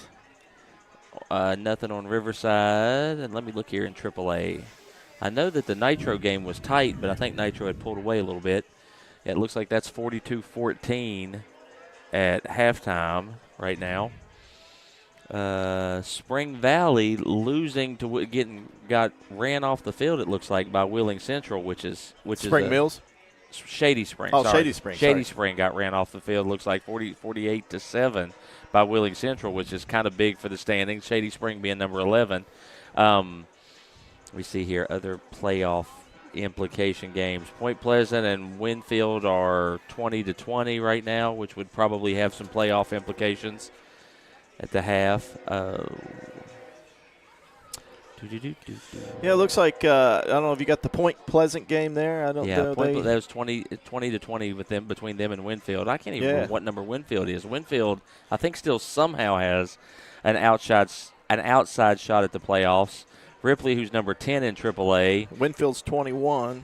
Ripley, who's number 10 is at AA Roane County, losing 43-0. That could have some playoff implications. I think as far as ranked teams in AA, that's about all we've got for, and MSAC teams, that's about all we've got for scores. And some information that came out earlier this week, and I'm sure you followed it. The Spring Mills, number 2 in the state, I guess played an ineligible player for 4 games and had to forfeit it. So a team that was comfortably home field advantage, probably end up number 2, is now fighting to stay in that top bracket.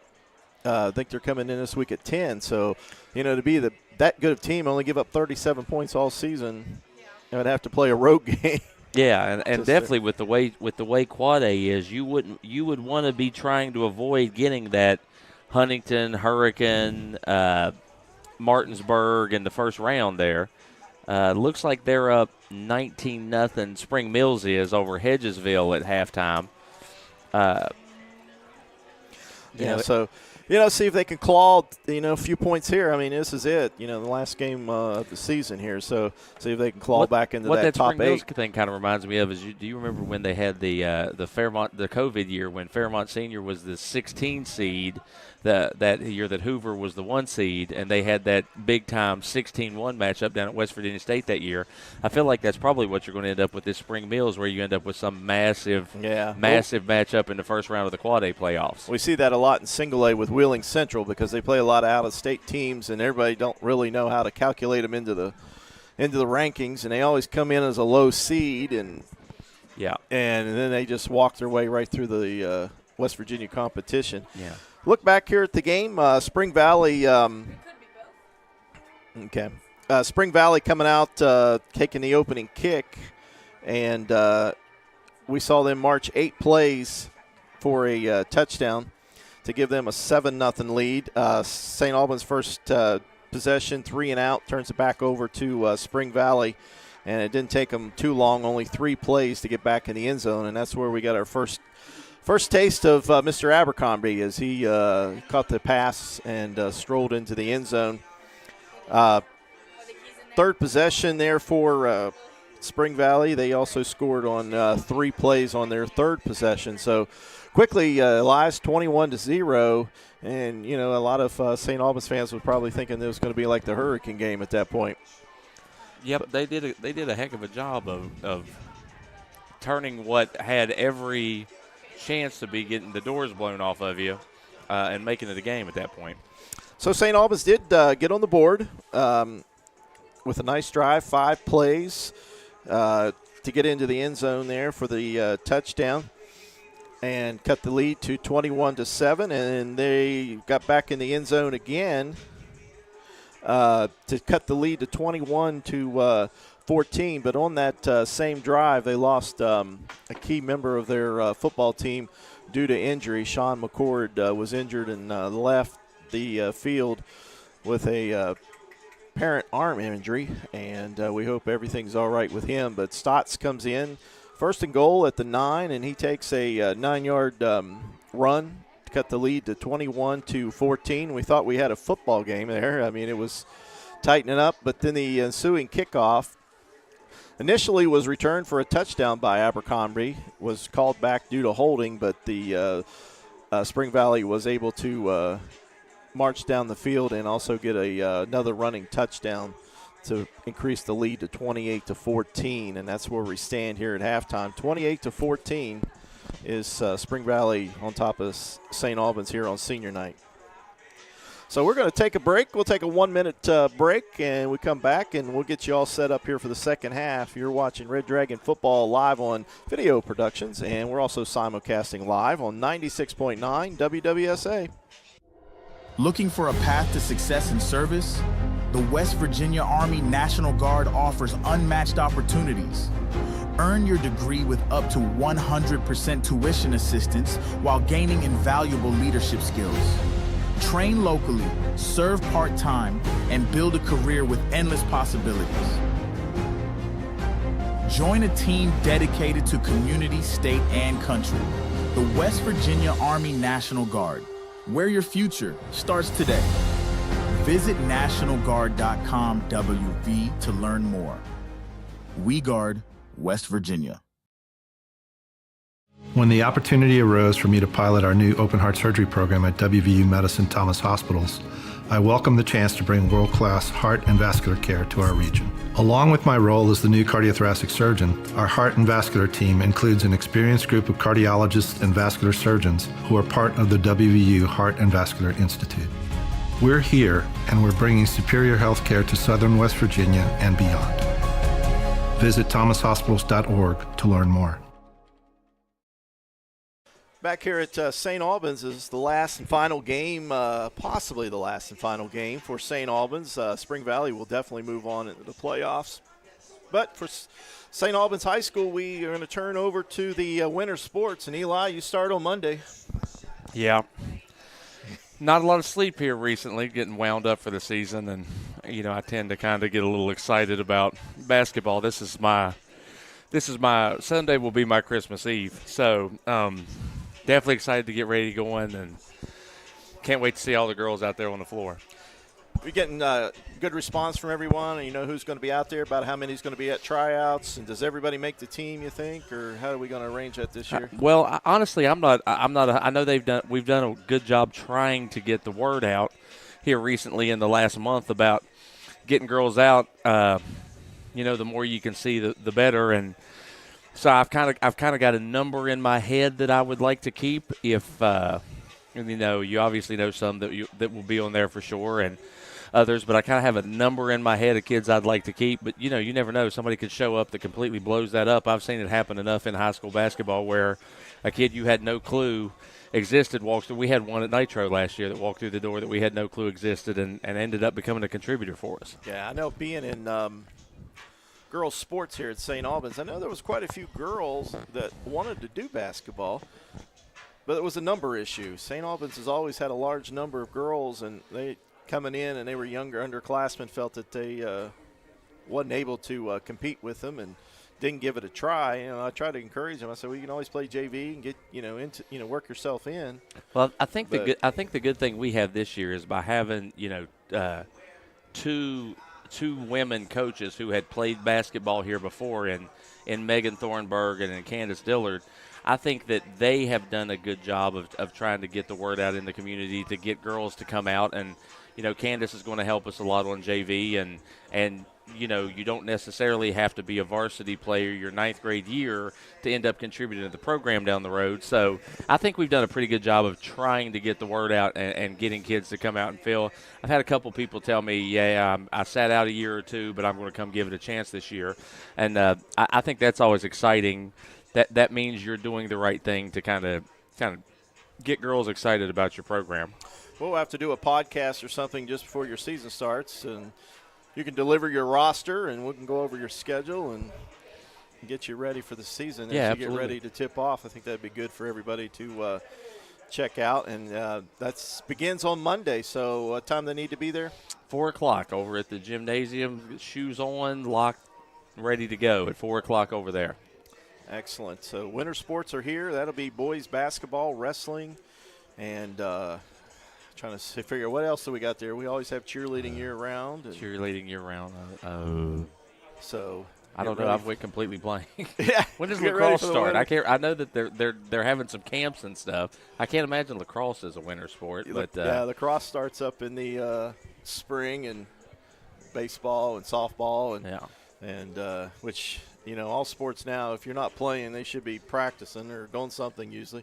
All right, so we're getting ready to start the second half as we come out here as the clock winds down. What does St. Albans need to do here, Elias, to get back in this game? They got the ball first. That's a start. Well, I think that you definitely saw they had a lot of success there throwing the football late in that second half. I think I would keep that, and they've run the ball well.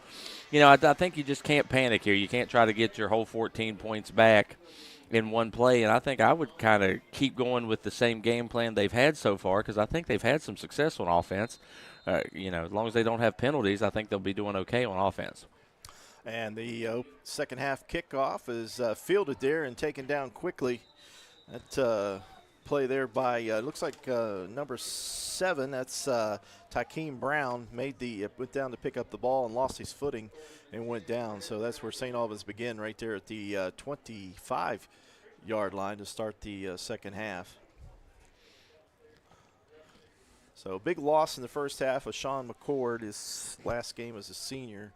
We hope everything is going well. I think you get a heavy dose of Deuce and Stotts here with some throws to those outside receivers mixed in here. Looks like, I mean, St. Albans has done a good job of creating separation with their receivers on the outside. I would keep testing that out a little bit. Yeah, two wide receivers down here to the far side, one to the near. Stotts is your running back. Coming across is Deuce. It's going to be a quick pass out to Maxwell as he makes the reception, and he runs through the tackle up over the 30 to about the 33. I think that's a good way to. I think that's a good play to start out this second half with. You put it in the hands of one of your playmakers and let them go get you some yards. And I think it's they weren't throwing a lot of quick screens there in the first half, so it gives Spring Valley another thing to have to defend and think about. Maxwell coming in with was clocked in the summertime at 4.5 speed, so he's one of your speedsters that can get open, as we saw him last week make a great play as he went up high to get it and ran it into the end zone. We got Stotts in the backfield. He's taking the handoff there, and he's met at the line of scrimmage, and he's going to go down. Looks like maybe a yard. Looks like he's close to the first down there. So where are they marking it? They're going to measure it. Looks like they're calling for time.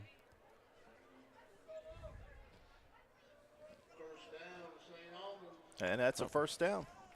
So a little two-play first down. Good start to start the third quarter.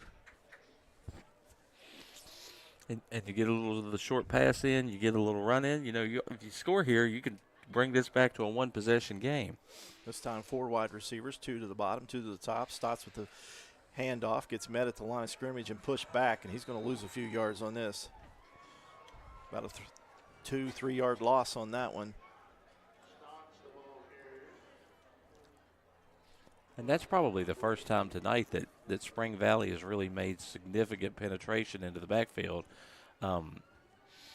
against St. Albans. I keep talking about how well the offensive lines have been doing. Like we mentioned last week, Deshaun Stotts was 12 carries for 101 yards and 1 touchdown. Has 1 touchdown this evening here from 9 yards out.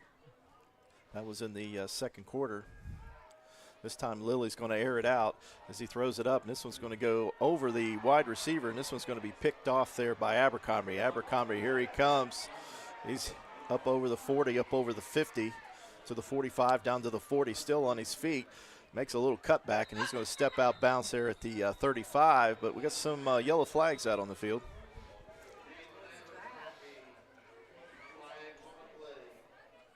So let's see what the flag is. Normally it's a block in the back from that area. And that's really the first real 50-50 ball that Lily's thrown up there, trying to make a play. Abercrombie's side would be probably not the side to try to make a play on. But yeah, he's already got 1 pick six here tonight. That one there, I don't know if he noticed there was a flag, but it looks like he's a little bit limping out there right now. Is that he kind of walking off to the sideline there? He's been in and out of the lineup offensively, especially a lot here so far today. I don't know if he kind of nursing something already or if something happened earlier, but he's definitely been in and out of the lineup a little bit on offense. So after the mark-off, we're going to set the ball down at the Riverside 30, and Riverside will be 1st and 10. Or Spring Valley, sorry about that. I got Riverside in my mind. And comes to play. It's number 21, Harris. Another big gain on the ground there, Logan Harris. And St. Albans really hasn't had much of an answer for Sarah Harris off tackle today. Spring Valley's kind of went away from that on their own, but St. Albans hasn't come up with an answer to that off tackle play from Harris. And we got another flag on Spring Valley. A little bit lopsided there tonight, but we'll take it. And Spring Valley's racked up a lot of penalty yards.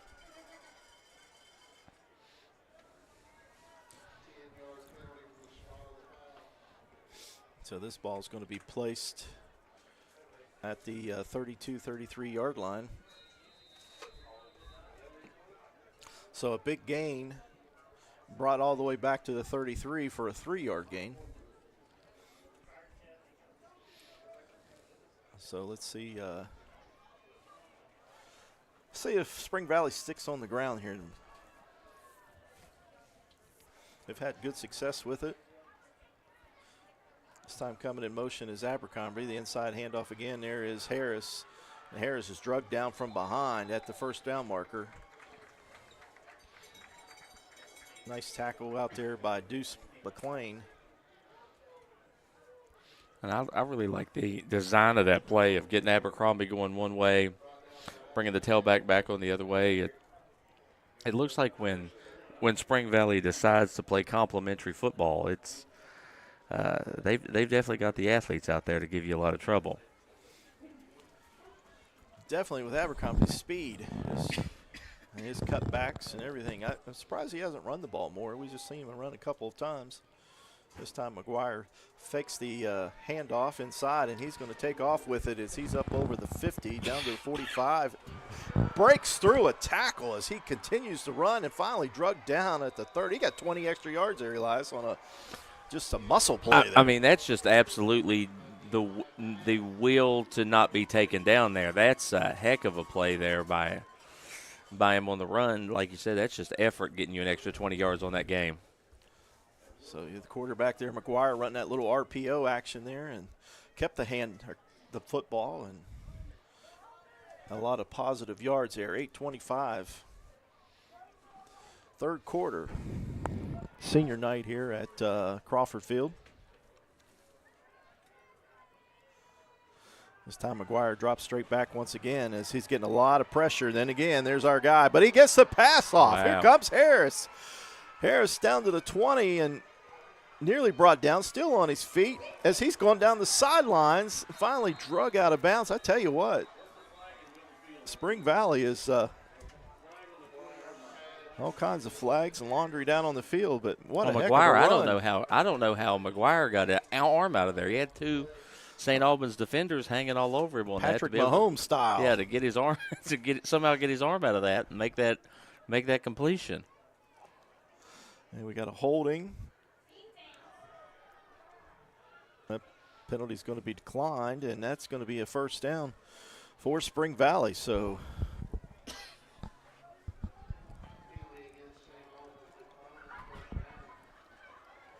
and that ball's going to be placed inside the 10, and that's going to be first and goal to go for Spring Valley. Well, if you're St. Albans here and you're trying to keep yourself in the game, you really need to stand up and make a stop here. Even though this has been, about the best of Spring Valley on this drive. Been a lot of powerful runners, breaking tackles, run after contact there.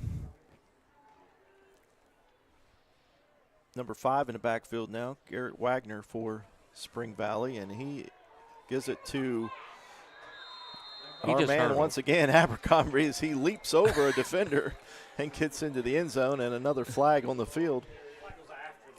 I believe down there on Laidley Field, that would, a track meet, that would probably take first place. Almost like that player from the Eagles this past weekend. He jumped Saquon. backwards. Yeah. Leapfrog a guy backwards. Phenomenal athletes.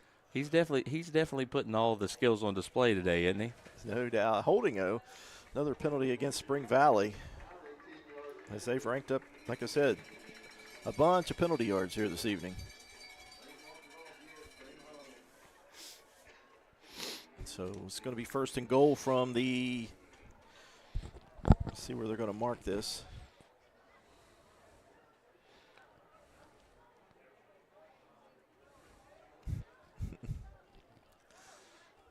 See where this is going to be placed at the 18-yard line.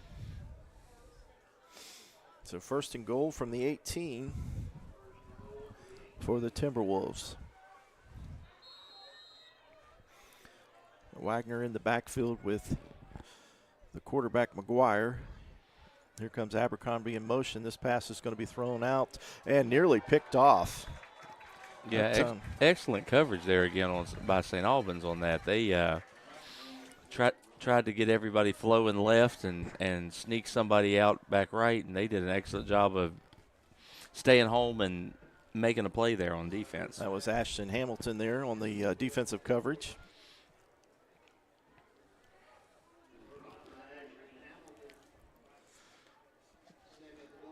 He's running that out pattern there. It's going to be the 2nd down and 18. We got Abercrombie running all the way out to the far side this time. Looks like he's one-on-one out there. This time is going to give it to the running back, number 5, Wagner, and he has stood up at the line of scrimmage and drug back. Tackle there by Muhammad. And we got a little extracurricular after that one. They usually end up getting the last person in there. Stott's walking out there on the 20. He better watch what's going on here.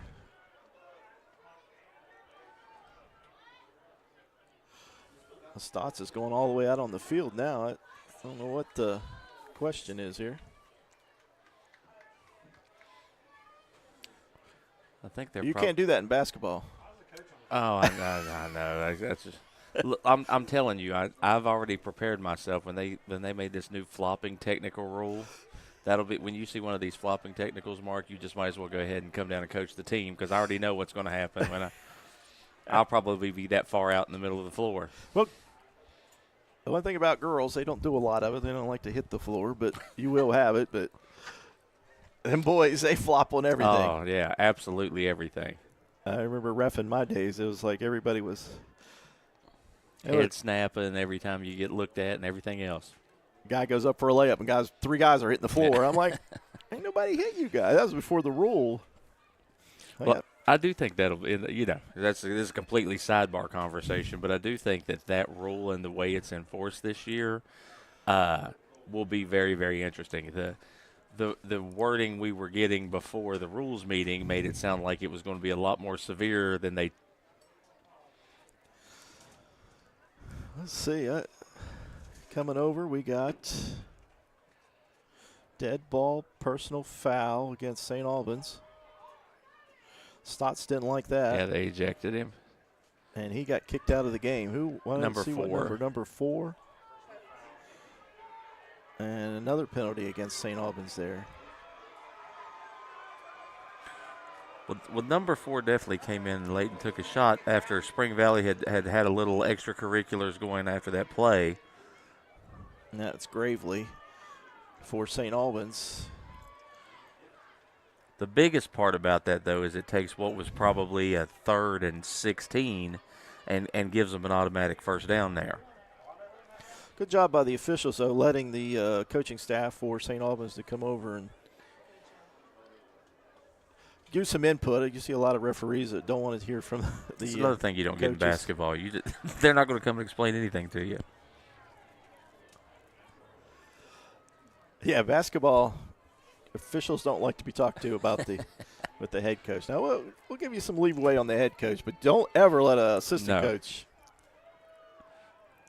I think the only technical I've ever gotten was one time I was helping somebody. I was filling in as an assistant coach for somebody, and I stood up and yelled at one of my own players to do something, and I got teed up over in this is years and years ago. I got teed up over at Poca for yelling as an assistant coach. Yeah, you assistant coaches, they're quiet. You sit. You don't do nothing. They tell us that. We don't need you. All right, well, we got it all sorted out, and the ball's going to be placed on the 5-yard line. Here's McGuire with a quick slant inside for the touchdown. And trying to get a number. Looks like number 8, Dylan Robertson. And we got a hold, so this will be brought back.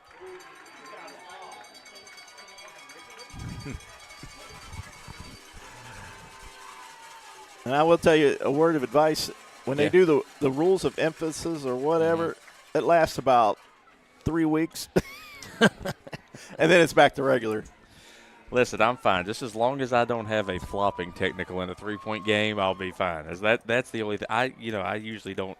I try to be a friend to the referees as much as I can. I don't get too wound up about anything because I'm usually not one of those that thinks they're trying to cheat for one person or the other or anything, or they hate me or they hate some random high school kid or anything like that. Yeah. But now that flopping technical, that'll be when it's over. All that goes out the window.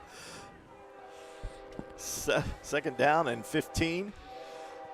Now for Spring Valley, and this has been going back and forth here. This time the rush is on by Tyrell Ellis. Looks like they held again. As he, nearly gets to the quarterback. Quarterback stays on his feet as he moves up the field. And he gets some good yardage there as he gets inside the 5-yard line. Tyrell Ellis almost had him in the backfield. Just missed him. That's where he needed those 4 inches. I'm telling you, he is an absolute – they have doubled him and doubled him and doubled him, and he's still creating havoc on all these plays. So we got 3rd and 3. You got that quarterback running. Doesn't secure it, but he hasn't fumbled it tonight. Strong hands.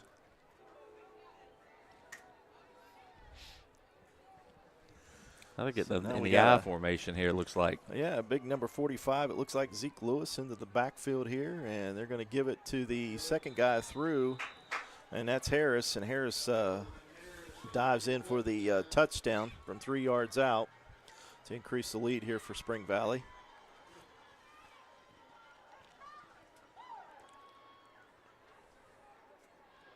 Looks like looking down at the bench there, St. Albans has lost a little bit of their step there, Elias. Yeah, I think that that drive that they had right before half, takes it out of you a little bit, and then you come out and have a turnover on your first drive, but I just think that right there, again, Spring Valley to me is the best team in AAA. I will say that. I believe that, and you saw every bit of why there on that drive. Outside of self-inflicted penalties, they're a load. And that ball is up and through, so we'll take a break as the score now is 35-14 in favor of Spring Valley. You're watching Red Dragon Football live on Video Productions and listening at simulcast on 96.9 WWSA.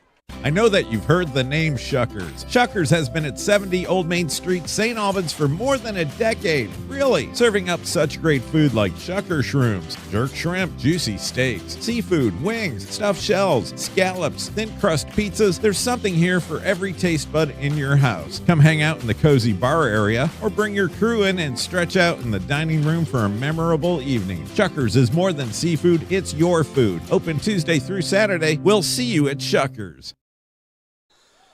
And back live as Spring Valley gets ready to kick off after that touchdown. A quick pick up there and knocked out of bounds there at the 30. St. Albans got the opening possession here in the second half. Lily's pass was picked off by Abercrombie.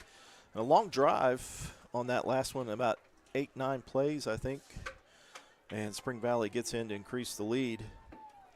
Back up to that 21-point spread that we saw in the first half. And a quick update on that Martinsburg Hurricane game. It looks like late in the third quarter, Martinsburg has poured it on. It's 38-17 Martinsburg at this point. Martinsburg will definitely be the number 1 school then, or number 1 team going into the playoffs next week. This time Stotts, good carry as he carries the ball up over the 35 to the 36, 37-yard line. And really here, the same way we were talking about when they got down by 21 in the first half, you're just trying to stay positive, looking to keep fighting, keep getting positive yardage and string together a couple drives here, and you've already seen them climb back in at once. I guess we got that wrong number on that injection because number 4 is still out there on the field, so I'm not really sure who the referee sent out of the game on that.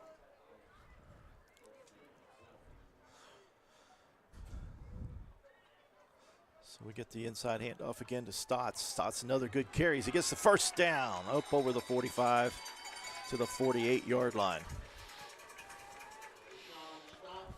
Yeah, and I know I sound like a broken record here, and I understand the score of the game and everything, but having watched St. Albans early in the season at Nitro to where they are now offensively and defensively, man, they've just improved a lot. They have. Stotts on the year now, up over 400 yards and rushing.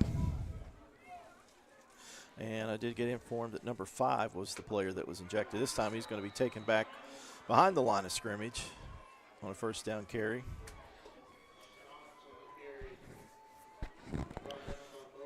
Number 5 is James Lowe, the freshman.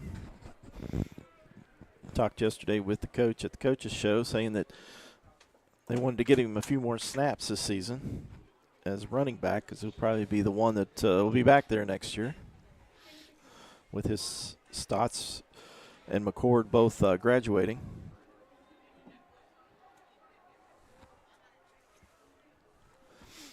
Lilly, the quarterback, as he's taking the drop back, he's going to throw it across the middle. Oh, he had a wide open receiver, but just missed him. Yeah, it looks like I think he thought he was going to break in, and the receiver broke out, and there was a little miscommunication there. Ashton Hamilton there, the intended receiver. So now we got 3rd and 15. Lilly's out. Deuce is back in at quarterback. I think he's just coming over to get the play. Lily's coming No, over to get the play. he's just coming to get the play. Saw him switch out there. I thought he was coming back in at quarterback, which we've seen there in the first half.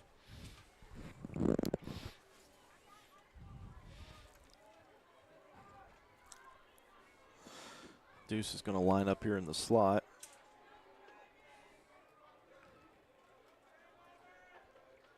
He's got 3 wide receivers here to the this side. Lilly on the run, makes a pass. Nice pass.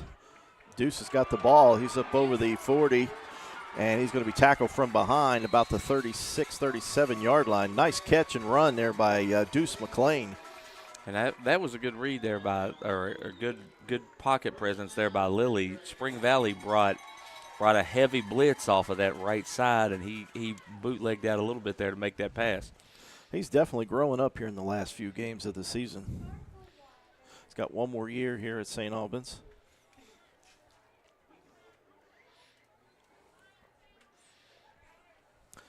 Lilly played quarterback last year for St. Albans.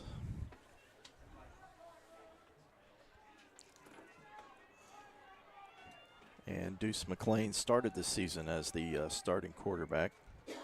This time again, here comes Stotts as he gets hit, and he drags about 4 guys with him as he gets down close to the first down marker. Looks like they're going to mark him about 1.5 yards short. When he gets that engine going. And again, here is another drive like we talked about in the first half where you could, let yourself get boat raced off the field, or you could decide that you're going to keep fighting and keep building. And this is big time credit to the coaching staff and the players to put together a drive like they're having right now. So it's been a little bit of both, a little pass, a little run. This time everybody's in tight. Let's see. Looks like definitely a running formation, but he drops back to pass, and he's going to throw it over the middle, and there's Deuce again. Man, he put that right in the hole of his own there, didn't he? Yeah, I mean, you think about it, Deuce is not a very tall wide receiver, and so he's got very little room to mess up there, and he put that ball right in between 2 defensive players. And Spring Valley on a timeout. Spring Valley wants to talk about it. We'll take a 30-second timeout with him. You're watching Red Dragon Football live on Video Productions and simulcasting on 96.9 WWSA.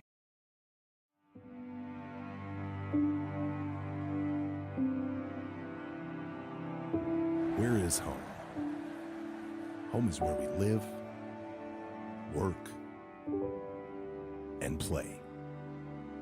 It's in the small, quiet moments and the memories we capture. For 35 years, we've been here with you, building home together.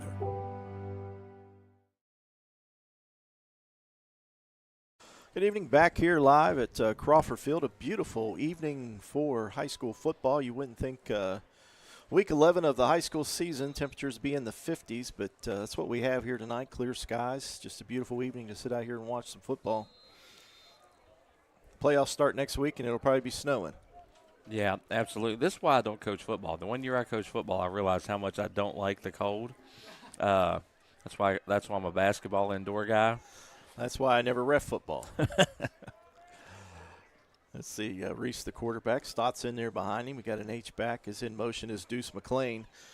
And the ball's given inside to Stotts, and Stotts is met there at the line of scrimmage, so short gain on that one.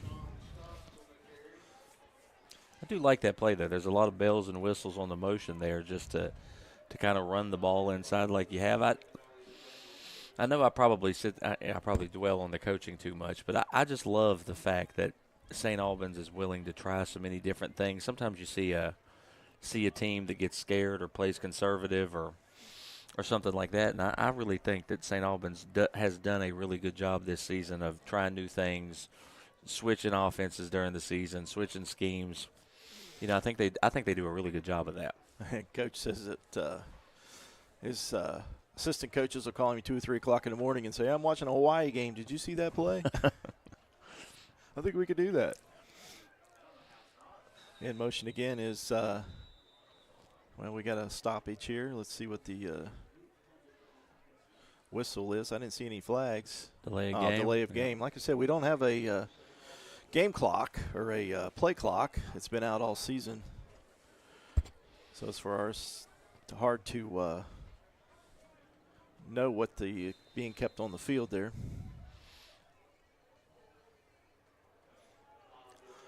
This field this year is taking a beating with the fires and scoreboards and.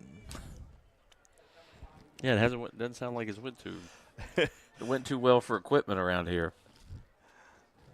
So with the H-back again, Deuce. Ball's going to be thrown across the middle, little post pattern. Oh, my. Gravely had him beat. And the ball, nice defensive coverage there. Absolutely. I think he got back and Yep. got that. I don't know if we got a replay on that or not, but it looks like the Spring Valley guy got his hand in there to knock it away. He looked like he was beat by 2 or 3 yards on that pattern and just had the closing speed to really come in there. And that ball was thrown where it needed to be. It was a good route. Bryce Fuller on that coverage. But you got to give them credit. You got to give him credit even for getting back into the play there. It looked like that was a clear touchdown. Yeah, watching it, I thought for sure that was 6. Let's see if Lilly goes back to that post pattern again. Another whistle on the play.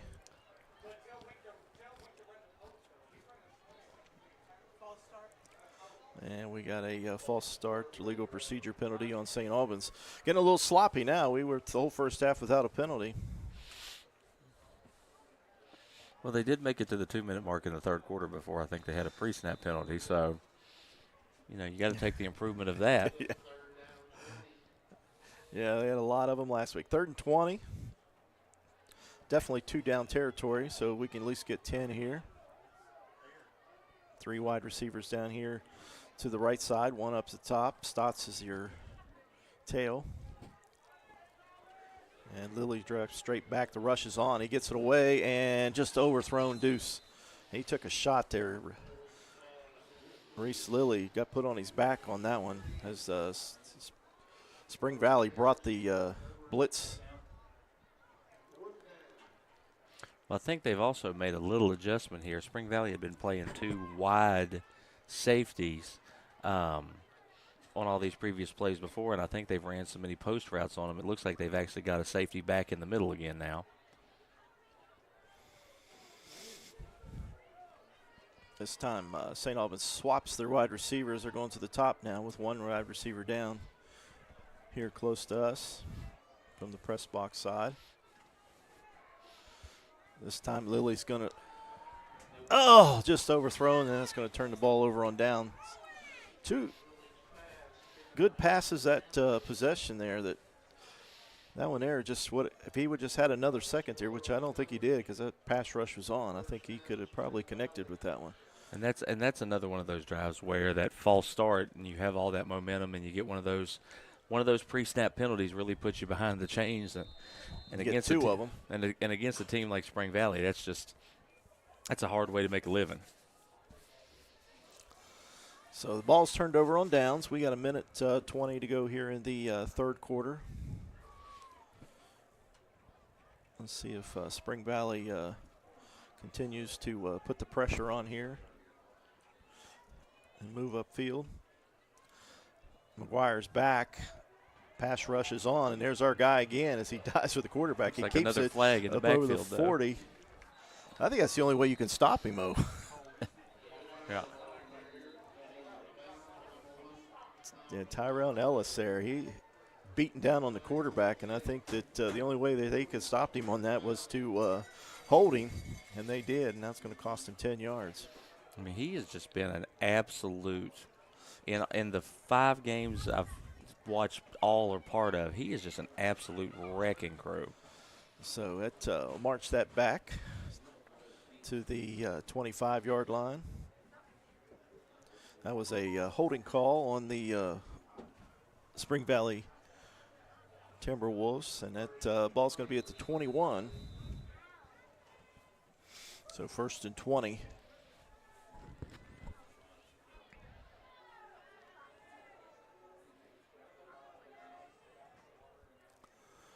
And here comes the running game. This time it's Harris again as he's up over the 30. Breaks to the 40, to the 45, to the 50, and knocked out of bounds there at the St. Albans 44-yard line.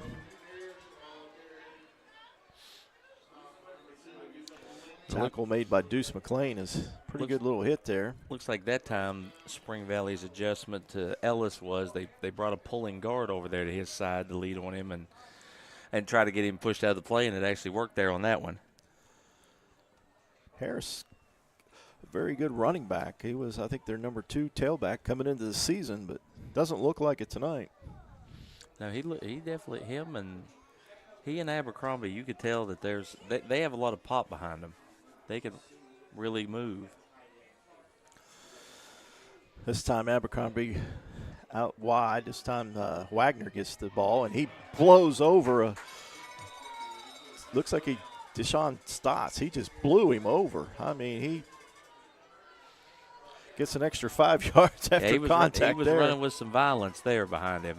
That's for sure. He came through there like a freight train. And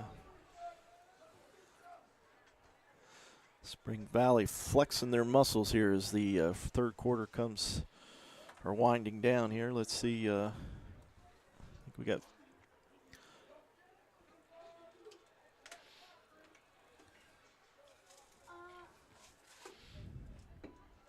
a lot of players on that St. Albans team do play both ways. I think a majority of them. So you get to a big team like Spring Valley, it kind of wears on you. Yeah, and you have all these different backs coming at you, linemen coming in and out, people only playing one way. McGuire back, throws a pass out of bounds. I will say this: I would love to see Ellis's conditioning, because there's another one. He's double teamed and back there on that play, and I can't imagine having them big kids beat on him like he has today. That he's not exhausted. I'm telling you, he's a player now. At 18 seconds here, 2nd and 10. Incomplete pass stops the clock. There's McGuire just throws the ball. It's hard to throw the ball further than what number 4 can get to it, but when you throw it out of bounds, I guess he didn't make an attempt on it here. Let's see. He's in the slot now. Is Abercrombie. Got the tailback with the H-back. This time the quarterback keeps it on the RPO, and he's up over the 30 and tackled there about the 21-yard line. And it looked like they were trying to set up something for Abercrombie there on the other side, but Ellis in the backfield again flushes him out to the left.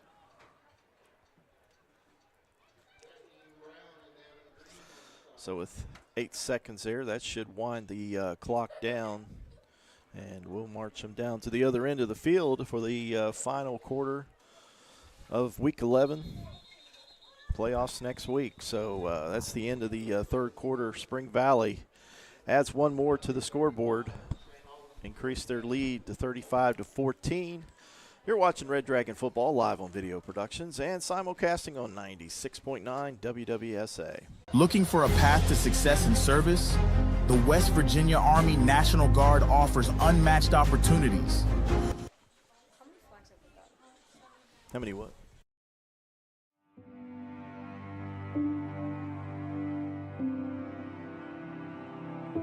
Where is home? Home is where we live, work, and play. It's in the small, quiet moments and the memories we capture. For 35 years, we've been here with you building home together.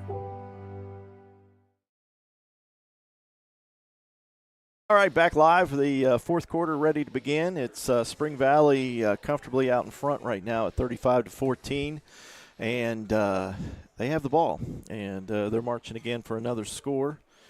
Senior night here at St. Albans. I want to recognize a few players from St. Albans with a 4-point or higher grade point average, 4.8 grade point average for Ava King. And also in the 4.0 average, Nehemiah Bass, John Long, Alonzo Long, Landon Green, Tyrell Ellis, Michael Lowe, Gavin Duncan, Gabe Brennan, Lucas Warner, and Deuce McLean, all with 4.0 average. So congratulations to those in the first 9 weeks. I just wanted to recognize those players as we get ready to start the fourth quarter there from the 20-yard line. And up under center, this time inside handoff taken there by Spring Valley, and that is get a number here.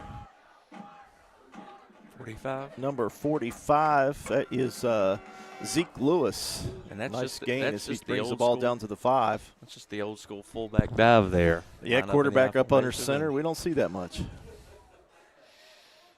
This time he's back into the shotgun formation once again. Here comes Abercrombie in motion, and he's going to do that little shovel pass, and he's going to take it in for another score. I do believe that's the third score tonight for Abercrombie, as he's been as advertised. He's been, as advertised and then some, that's for sure. He's done it defensively with a INT. And now we got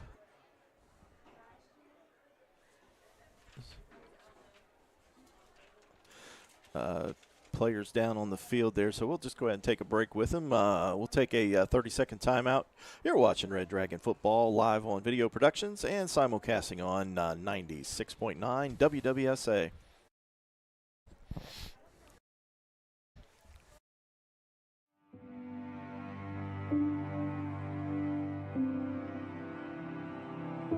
Where is home? Home is where we live, work, and play. It's in the small, quiet moments and the memories we capture.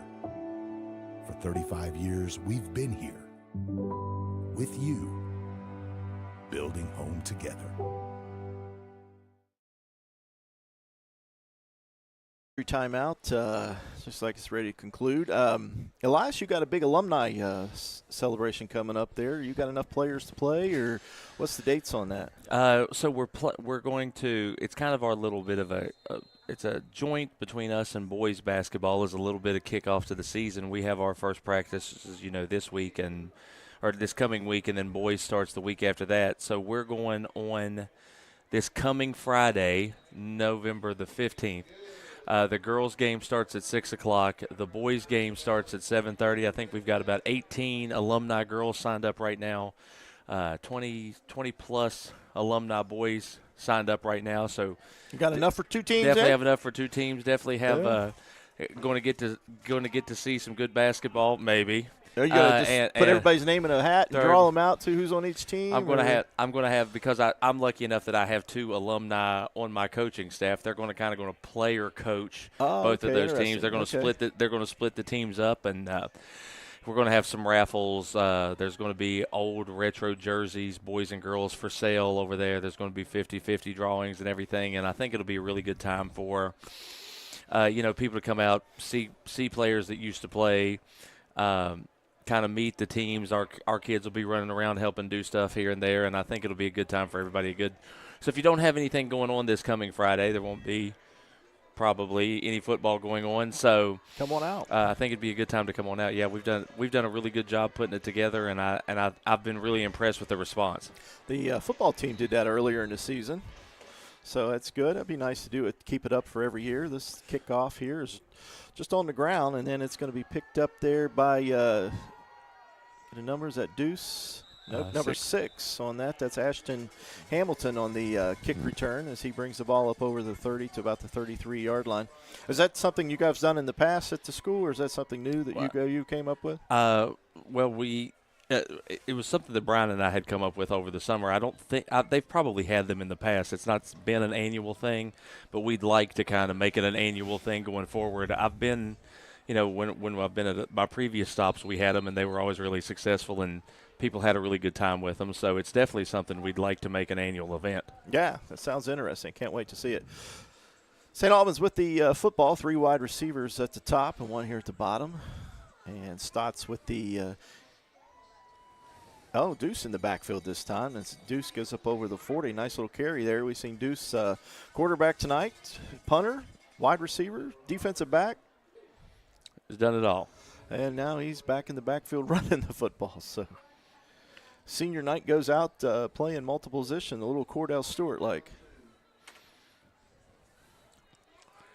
Yeah, the Slash of St. Albans football, it sounds like. Yeah, and now he's back out into the slot. And Stotts into the backfield there, so. Seems like wide open middle there for Stotts as he saw the hole and he got up over the 50-yard line and down to the 47. Yeah, good job of blocking that hole up there up front for St. Albans. And again, it's good to see that they're still hanging in here, not just rolling over, that they're still playing football, they're still playing hard. It's definitely a positive sign to see. And we've seen that side of the line of scrimmage, and we talked about him on the defensive side, but on the offensive side, Terrell Ellis is over on that left side of that offense where that ball was just taken there. So he never gives up. And here he comes again on the same side as Stotts carries it down to about the 41, 42-yard line there. There's probably definitely nobody in a condition the way that Ellis is. I mean, you look at playing the way he's playing and playing both sides of the ball, and Spring Valley's got some size in there for sure. So a little extra cricketer activity there, as you've seen there on the instant replay, but no call. Everything's good to go.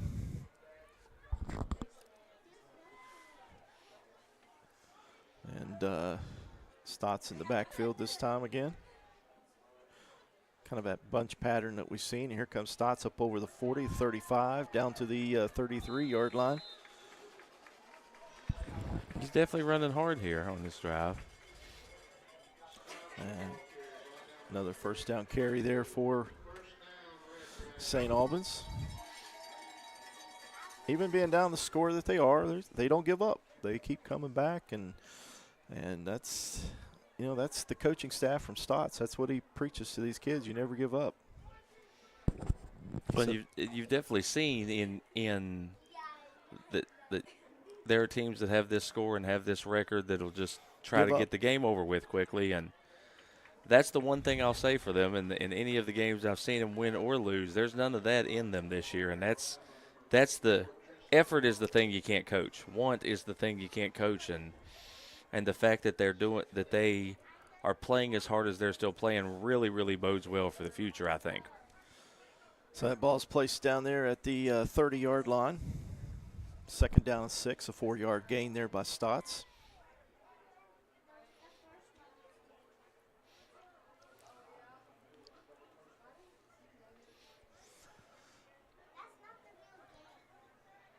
The primary running on this possession.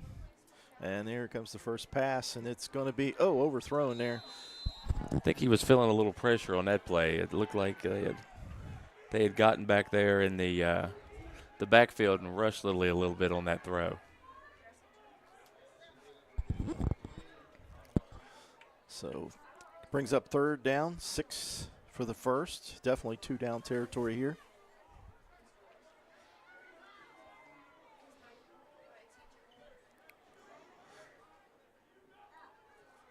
This time 2 wide receivers at the top. We got 2 at the bottom here. Stotts with the handoff inside, and he's going to be tackled right there at the 30 for no gain. Looks like Spring Valley with a little inside blitz there. You make one man miss, and that thing's going a long way. Big fourth down here, though. This time, same setup, same formation. 2 at the top, 2 at the bottom. Stotts, the running back.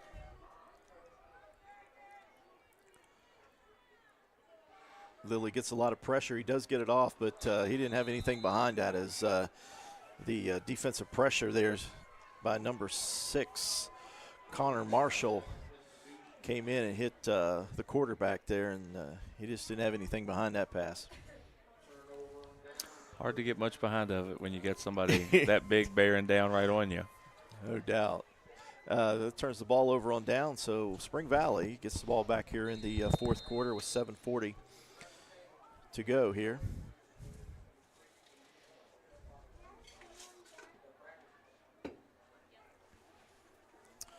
So Spring Valley, as they prepare for the playoffs, like I said, they're in the top half right now at number 7. So,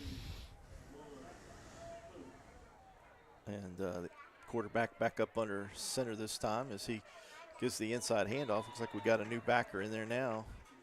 That's number 45, Zeke Lewis. And that looked like another inside. Now that is old school Spring Valley football right there. You get line up in the eye and run the inside trap to the fullback there. It looks a little more traditionally like what you're used to Spring Valley looking like. As they put numerous guys in D1 from that offensive line. Even going back to their days of Wayne, Buffalo Wayne, I do believe, was one of their feeder systems, along with CK. And we got a flag on the play.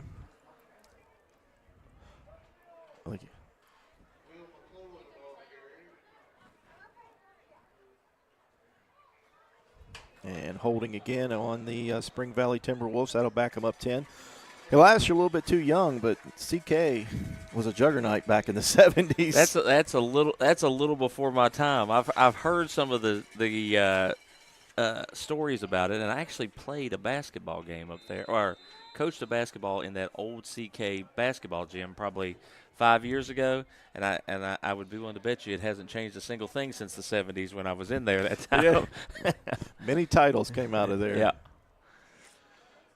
And Buffalo Wayne, a few titles there also. Here comes the Zeke once again, as he brings the ball up over to the 50 and finally drugged down. As we've seen this numerous times tonight, as I got Buffalo on there now, as Spring Valley drags defenders with them down the field.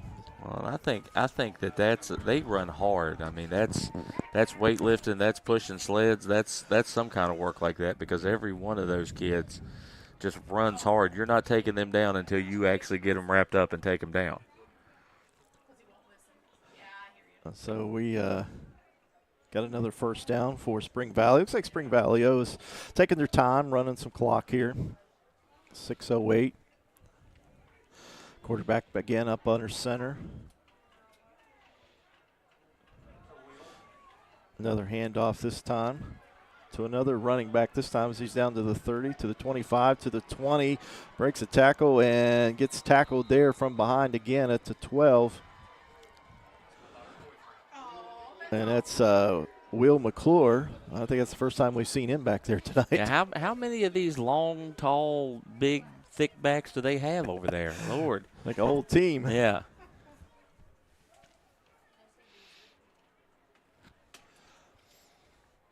And this is where the numbers game just really, roster size really affects you. You got all these kids playing both ways, and Spring Valley's got a whole roster over there. It's hard to hang in there this long.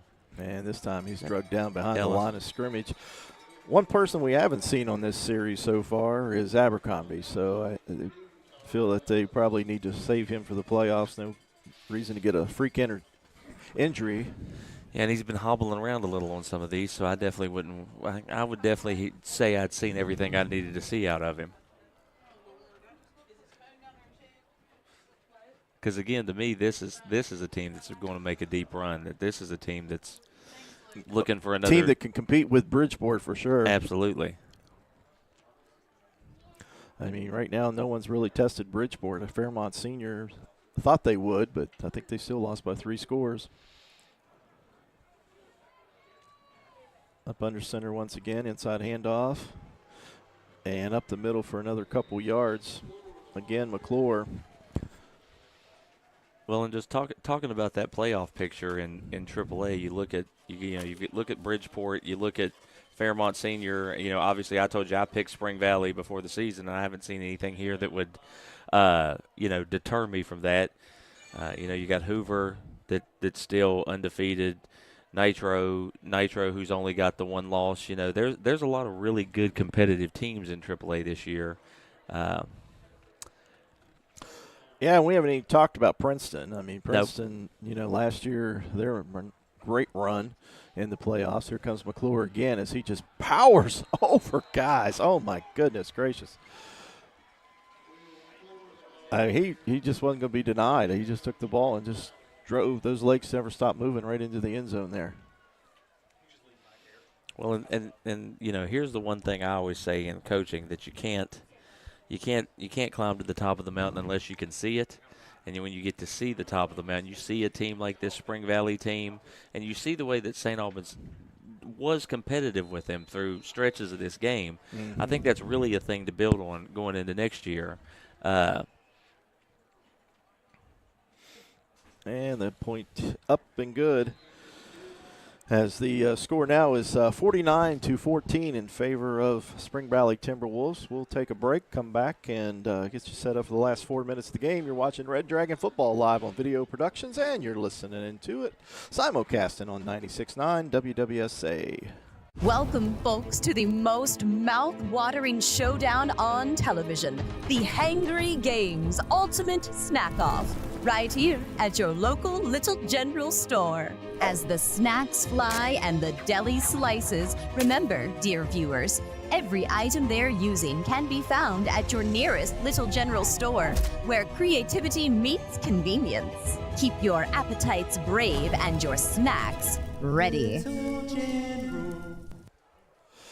And back live, and got a flag out there on the field and haven't even kicked off yet. So I don't know if he just dropped it or what the play is here. Unsportsmanlike on St. Albans. So I'm not really sure, how do you get a penalty on sportsmanlike when no play is being played.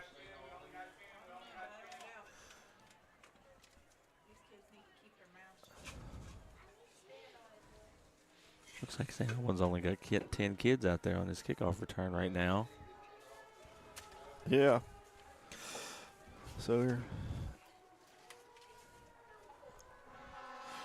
reminder coming up Sunday at 2:30. If you love football, the little football team, the little kids here in St. Albans, will be playing in the Appalachian Championship game over in Nitro at 2:30 on Sunday. They're number 1 in their league, and they'll be playing number 2 Hurricanes. So that game's at 2:30 on Sunday over in Nitro. Would it surprise you to hear that I've seen that team play? No. I'm too sports involved. My daughter cheers, and I've actually seen that team play. They're ferocious on defense. That St. Albans Little League team is.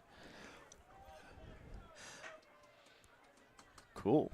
And so I'm happy to see see him play. We been advertising him a little bit there. The coach has been talking about him a lot. He really is involved with these kids that are younger.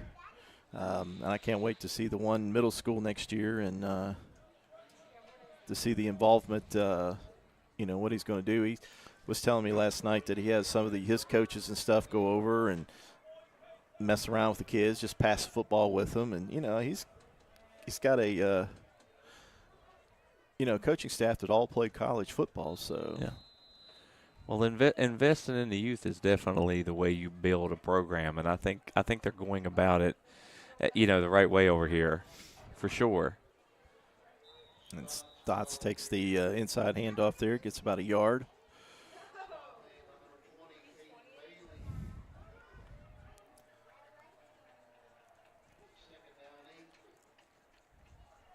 Well, what do you think? I've told you who I would take in AAA this year. What do you Well, think? to start the season, I took Bridgeport, which they're number 1, which, they're always good. Mm-hmm. Liked Hoover. I don't know. Compare apples to apples, so I don't know what don't think their schedule's all that great. They did play Nitro, but outside of that, it didn't seem like their schedule was real tough. And that shows in the standings where, they're undefeated and ranked number 4. Right. So, they're lacking on those bonus points. This time the ball's driven backwards, and they call a fumble, or is he down? Deuce McLean back in the backfield. But, yeah, odds on favor, I think the top 4 or 5 teams there, I don't know. I think the Spring Valley team will probably get into that top 5. I think any one of those teams really could win it. You never know, an injury here or there that could make a difference in a game or field conditions, or, I think they're all pretty equally matched. And I think as far as Hoover's concerned, I think Hatfield is as good a player as you'll see. So he gives you a chance. Every time he's on the field. But like I said, I took Spring Valley when all this reclassification happened. And like I said, I haven't seen anything here that would this may anger some of my Nitro friends, but I haven't seen anything here today that would deter me from the Nitro people that I've talked to was upset when reclassification came out and Spring Valley was in I think everybody in division. AAA was upset when Spring Valley came. It was like, what? No, they can't do that. But they did. And did you see the story, though, about is it Huntington High and Cabell Midland trying to get came out today that they're trying to get their Board of Education to file an injunction, which I think everybody kind of thought may end up happening at some point, trying to get their Board of Education to file an injunction about this new standings or the points or something like that. This time Lily's going to air it out. It's got a receiver open. Oh, nearly makes it. We're going to get a penalty marker down here. There's going to be a little pass interference possibly.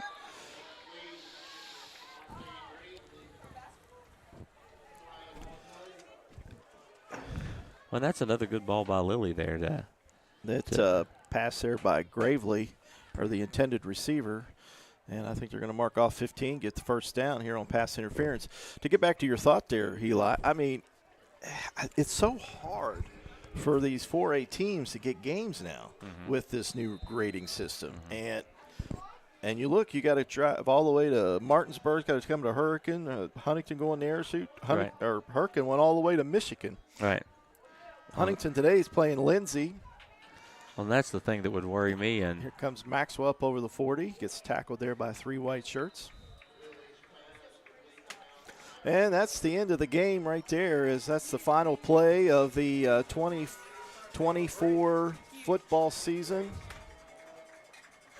And I want to thank all the seniors tonight that competed in the game. Everybody out there, pray for Sean McCord. He was injured in the game on his final game as a senior. Just pray for him. And best of luck for all these kids that are seniors here tonight. That includes the band was here for their seniors, cross country, cheerleaders, best of luck in your future. And congratulations to Spring Valley as they'll make the playoffs. So we'll take a break and come back. We'll wrap this up. You're watching Red Dragon Football live on video production and listening on 96.9 WWSA.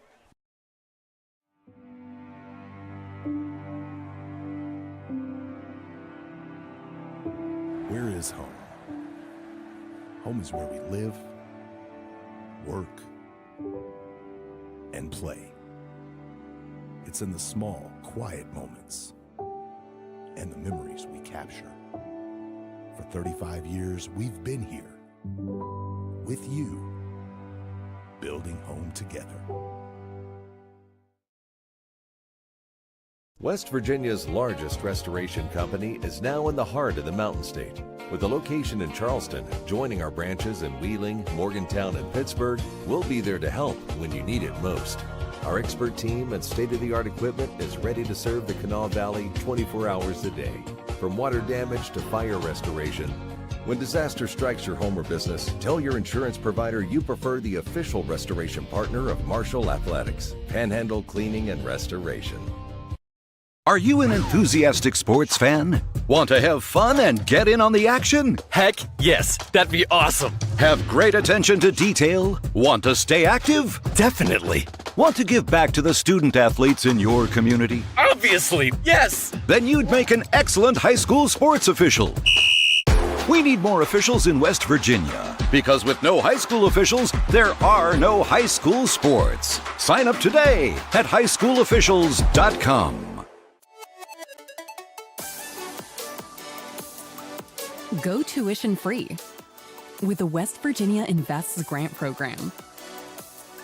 Whether you're leveling up your career or just getting started, get the skills and free tuition at a West Virginia community and technical college. West Virginia invests in you. This is your chance.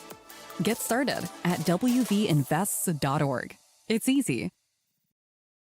We're back live here at Crawford Field, senior night, the last game of 2024. Good game at times here this evening.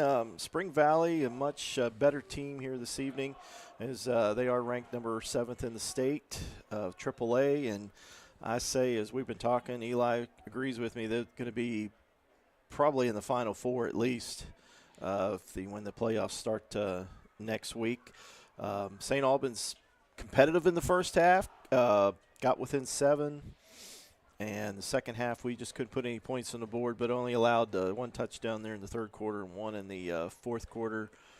And so this kind of wraps up the season there, Eli. You ready? The season, football's over, winter season starts. So your final thoughts about football? Well, I mean, I would say a not all 7-win teams in the state are created equal. A 7-win team in MSAC is definitely something else when you're looking at AAA football this year. So, you know, I look for Spring Valley to go a long way this season. As far as St. Albans goes, I don't think that anyone who has watched St. Albans football over the last couple of seasons wouldn't realize that it's a night and day product from what it has been, and that Coach Stotts and his crew has them on the right path in the right direction. And I think you've got Lily back next year, you've got some other kids back next year, you've got younger running backs to come up and stuff, and the kids you have from Hayes and McKinley coming in. I think that they can only go up from here, and I think that the future of St. Albans football is as bright as it's been in a long time, and I think that you really have to, take solace in that and really be proud of that. I agree with you 100%. I think that the community's back in the team. We see a lot of kids interested in the game now. As you mentioned, the younger kids are interested in the game. Now the middle schools are going to be consolidated, so we're going to be able to probably get more kids out. I would think you get more kids out, get more competition. Right. And so I just think the future's bright. And Stotts, he's dedicated. His coaching staff is dedicated. They work 24/7. They worked 24/7 when he took the job and worked all summer, 7-on-7 drills, tournaments, took him all over the country to meet with coaches and watch college teams. And, so, I mean, he's done the work. The players have done the work. And for these 15 seniors tonight, we're going to miss them. I mean, it'd be nice to have them build underneath him for a couple of seasons. Yeah, but, for sure. It didn't happen that way. They only get 4 years and can't get a red shirt or nothing. So, and I definitely think whatever we end up with conference-wise next year, whatever we end up with classification-wise next year, all that being up in the air right now with the way things are going, I still think that this is a program on the right track. And the middle schools combining next year, I think you'll be shocked when you see how competitive the combined middle school team will be. Because I think if you'd combined them over the last couple of years, they'd been a super competitive team. And I think it's just he's doing the right thing. He's down there with the youth. I feel like him and all his kids will be out there on Sunday supporting that youth league game, and that's the kind of things that you have to do. That's the kind of watering your seed that you need to do to build a program into, like I said, you saw what the top of the mountain is today with Spring Valley, in my opinion. That's the kind of stuff you have to do to turn this into that. And I think that Coach Stotts will turn this into something that resembles that a lot quicker than a lot of people think. And on your point there, Spring Valley is the premier AAA team in that MSAC that we play. Mm-hmm. We did lose to Capital, but I think right now, this team ended the season, I think we could beat Capital at this point in the season. Oh, it's night and day from the beginning of the year, yeah. Just played them at the wrong time of the season. Mm-hmm. But everybody else that was AAA, we beat and we didn't have problems. It's those 4A schools that have 95 players, that. And that are all going to be in the semifinals of the Quad A playoffs this year. I mean, you think about between Spring Valley, Huntington, Hurricane, GW. You're talking about you've probably played 4 or 5 of your games this season against, Nitro is in that mix of being competitive. You've played 4, 5, 6 teams that are going to be semifinal contenders in the playoffs this year, and they never quit on the coach. They never gave up. They never got down. They kept getting better every week, and that to me is the recipe for success. Exactly, and next year if we can get a favorable schedule, where you get those injuries and you don't have to play a Hurricane, or we went down to Huntington with half the team being injured. Right. So get Huntington off the schedule or something. I don't know how this is all going to work out next season, but we just got to look to the future, and I think that the future is bright. So I just want to thank everybody this season. Thank Elias, you coming in and helping us out the last 2 games, and we're getting ready for basketball now. This puts a wrap on the football season. I can't believe the season's over. Just felt like we got started. We had a great coaches show this past season with Coach Stotts. Hope next season we can continue that. We've done some other things this season with Jason giving us a halftime report on the physical part or the health part of the team. Hopefully can continue that, and we can continue success with this team. And I think the future is just super good for St. Albans High School and all the sports, getting new coaches, new players, and we're looking forward to it. Doing your games, we'll be doing the St. Albans girls games, and hopefully maybe we can put some short shows together with you. And yeah, I'd love that. I think I'd like to get some of my kids on, to do some interviews and have something that kind of mirrors what you've done with the football program. I think that's been great. I think it's a good way to get your message out, and just keep watering those seeds. I think it's a good thing to do. So that'll wrap it up here this evening here at Crawford Field. Once again, the Spring Valley Timberwolves come into St. Albans on senior night and defeat the Red Dragons by a score of 49-14. I just want to say excuse me, good luck to Spring Valley as they continue on their playoff quest. And for St. Albans people, hang in there. We got this for you next season, and everything will be just great for next year. So you've been watching all season long here on Video Productions and also simulcasting on 96.9 WWSA. And we'll see you during basketball season. Welcome, folks, to the most mouth-watering showdown on television, the Hangry Games Ultimate Snack-Off, right here at your local Little General store. As the snacks fly and the deli slices, remember, dear viewers, every item they're using can be found at your nearest Little General store, where creativity meets convenience. Keep your appetites brave and your snacks ready. Little General.